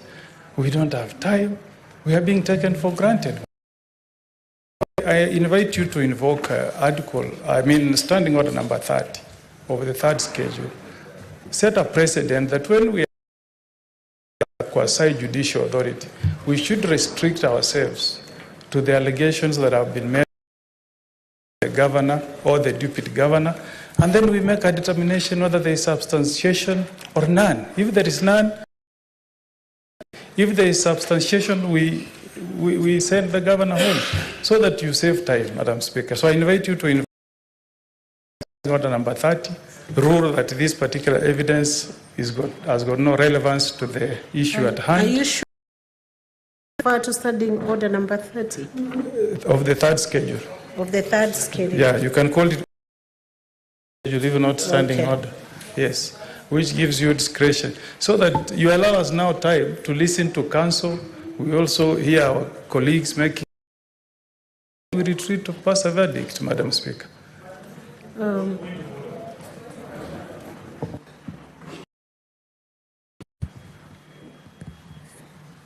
What is the point of order, Senator Gloria? In under half a minute. Because if we orders, we'll never make any progress on the same issues that you're complaining about. In terms of Madam Speaker, at the point where we had the last witness before this one, I even approached these things, the relevance towards the charges is not there. So we are actually spending time executing matters between fights of politicians and not actually addressing the 4 charges that we have, Madam Speaker. Because yesterday we left chambers at midnight, Madam Speaker. I do not think that this House and are taking these matters very seriously, Madam Speaker. We would like to spend the energy that is left to actually deliberate on the accusation, the matters that have been brought before us, Madam Speaker, so that if we can be allowed time, because whether or not a budget was implemented or not, to discuss whether or not the governor or the deputy is fighting who and who. It has nothing to do with the Speaker. So please, I urge you, if possible, and not because, just in the interest of time, if possible, if we can forego this witness. Honorable, a direction on this matter. What's your point of order, Senator Sifuna? That's the final one, and then I'll make a... To be very brief. And I know that as my senior, I really have a lot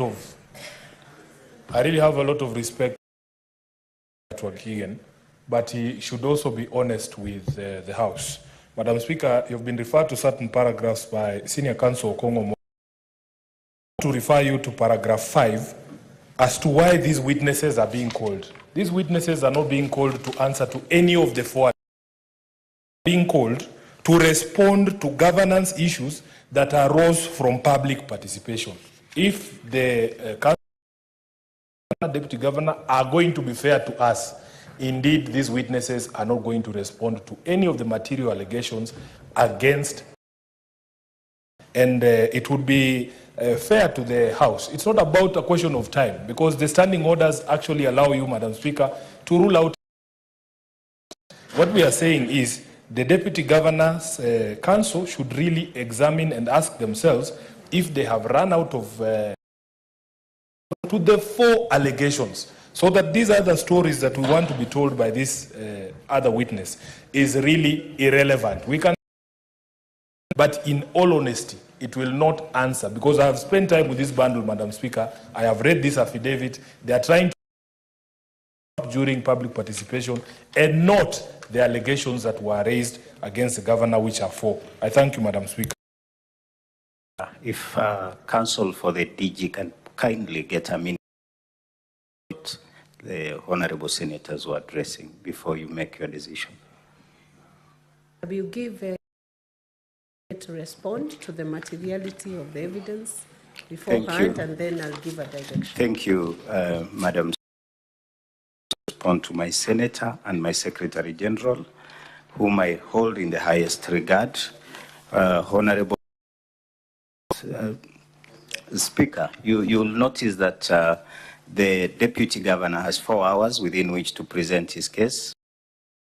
The relevance or irrelevance of the matter, I believe, with a lot of respect to the possible that there could be positions that have been taken, and for us, the honorable deputy governor could wish to have the fully, because this is politics, the nexus of this impeachment motion, and that's why we respectfully, and the deputy governor, that especially the witness who's just stood is extremely important to his case.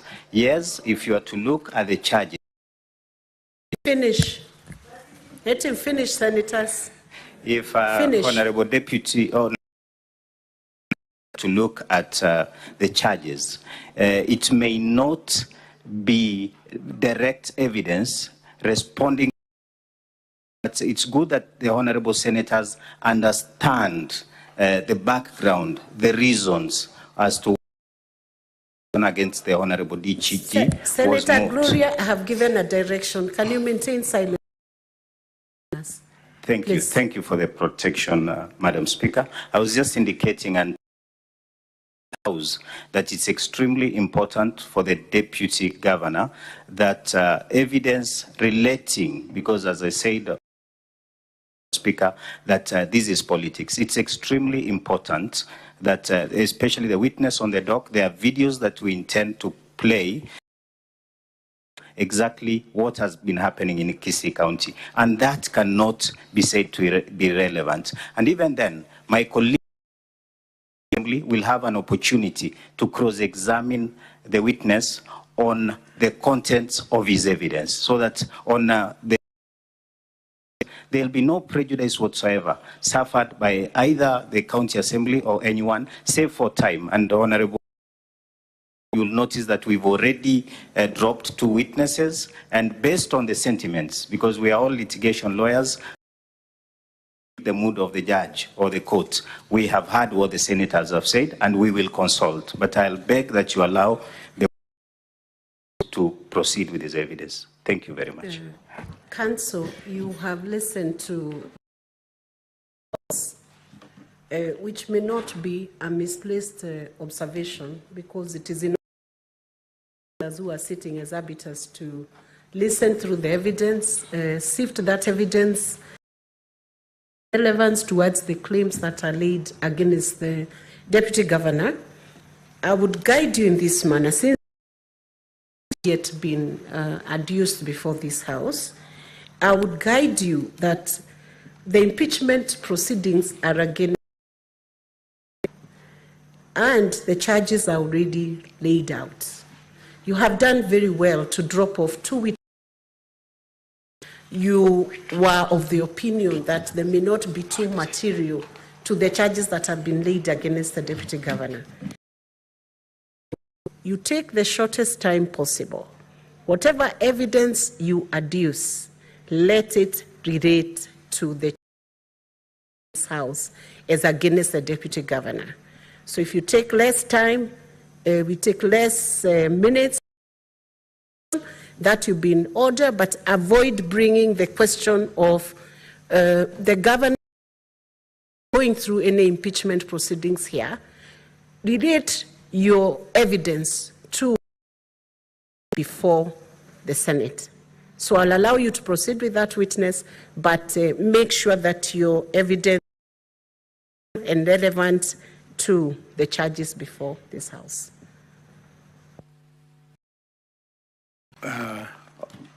With your permission, Madam Speaker, I have been very specifically mentioned by my learned friend.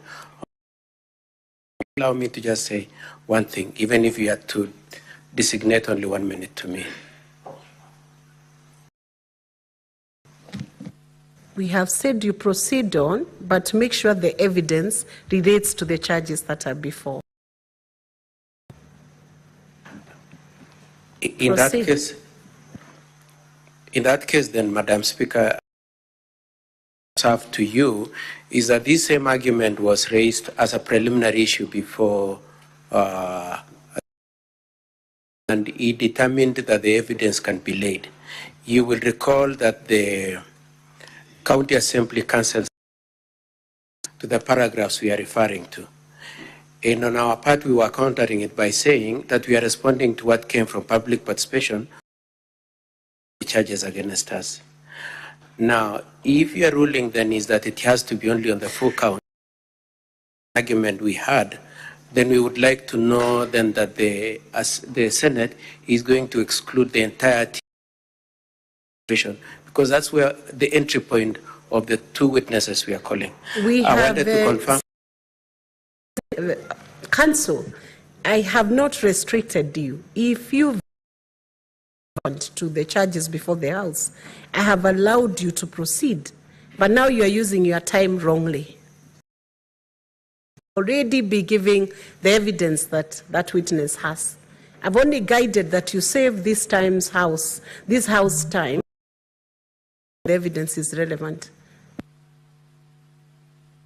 Thank you. May seek your guidance. Should then the County Assembly note that whatever evidence is being led by council, could we raise objection? No, do not. Let them lay their evidence. This Senate can tell what is relevant and what is not relevant. Thank you, Madam Speaker. Kindly proceed to introduce yourself. Thank you, Council. Honorable Speaker, MCA for Bobasi Boitangari. I'm also a graduate of economics from the University of Nairobi. Confirm that the affidavit referred to, or we are referring the House, in page 198 and 200 of the DG's bundle was sworn by yourself. Confirm that you are in the County Assembly of Kisii when the motion to this House was debated. I confirm. Are you a resident of? In my introduction, I said I'm the MCA for Bobasi Boitangari, therefore I'm a resident of Kisii County. Are you able to tell this House whether you participated in the deliberations of the County Assembly and whether you did with regard to the proceedings of the House when the same was being debated? I confirm. Challenged the propriety of the motion unsuccessfully on grounds including it being out of time, Council. You are here as part of the witnesses who are giving evidence in support of the Deputy Governor. Are there any issues arising in Kisii County at this Honorable House to get to know about? Honorable, confirm that I participated in the debate on the impeachment of the Deputy Governor, and I confirm that that debate is the result of what is happening in Kisii County. Thank you, Mheshimiwa. Let's go, and you've had the move straight to the point. there in your affidavit at paragraph 8, you have sworn that the budget that had been passed in the county assembly was altered. Is that the confirm? Did your colleagues and yourself protest the fact that it was submitted to the control of budget? I confirm.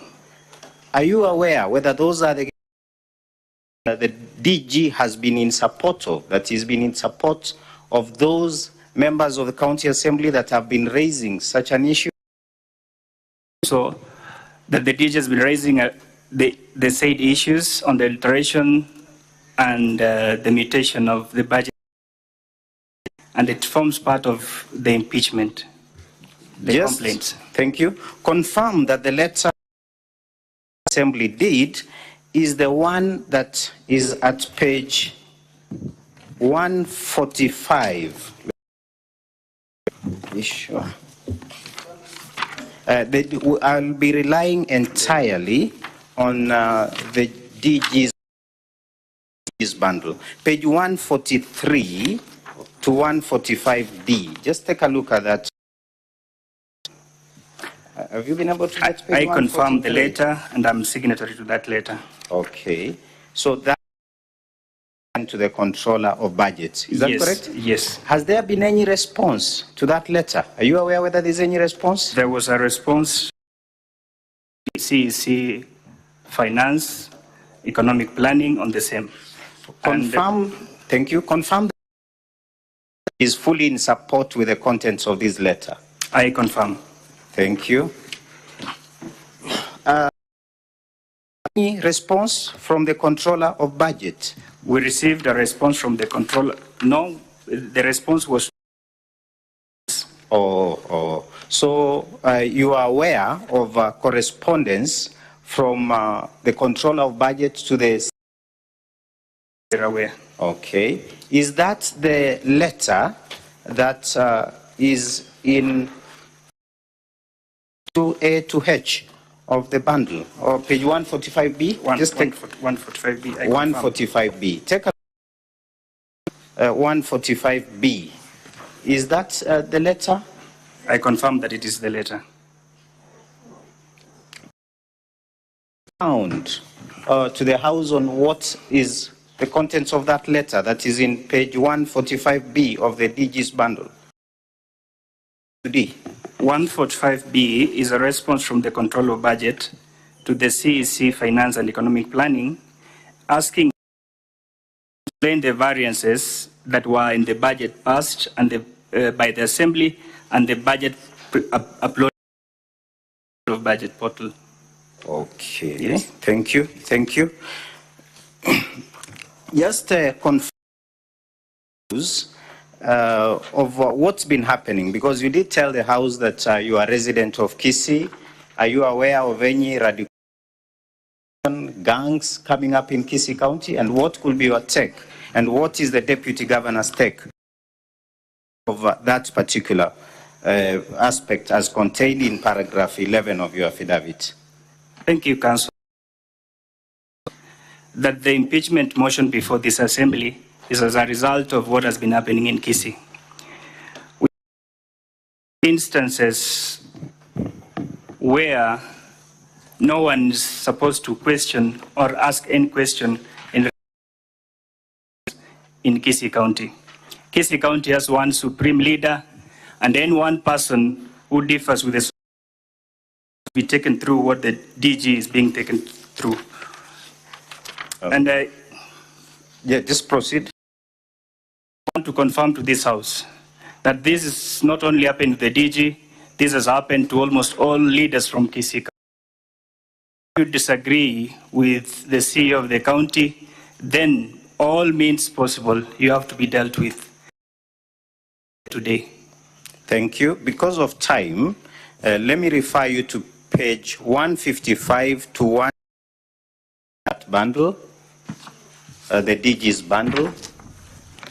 Are you able to tell this and the relevance to the motion?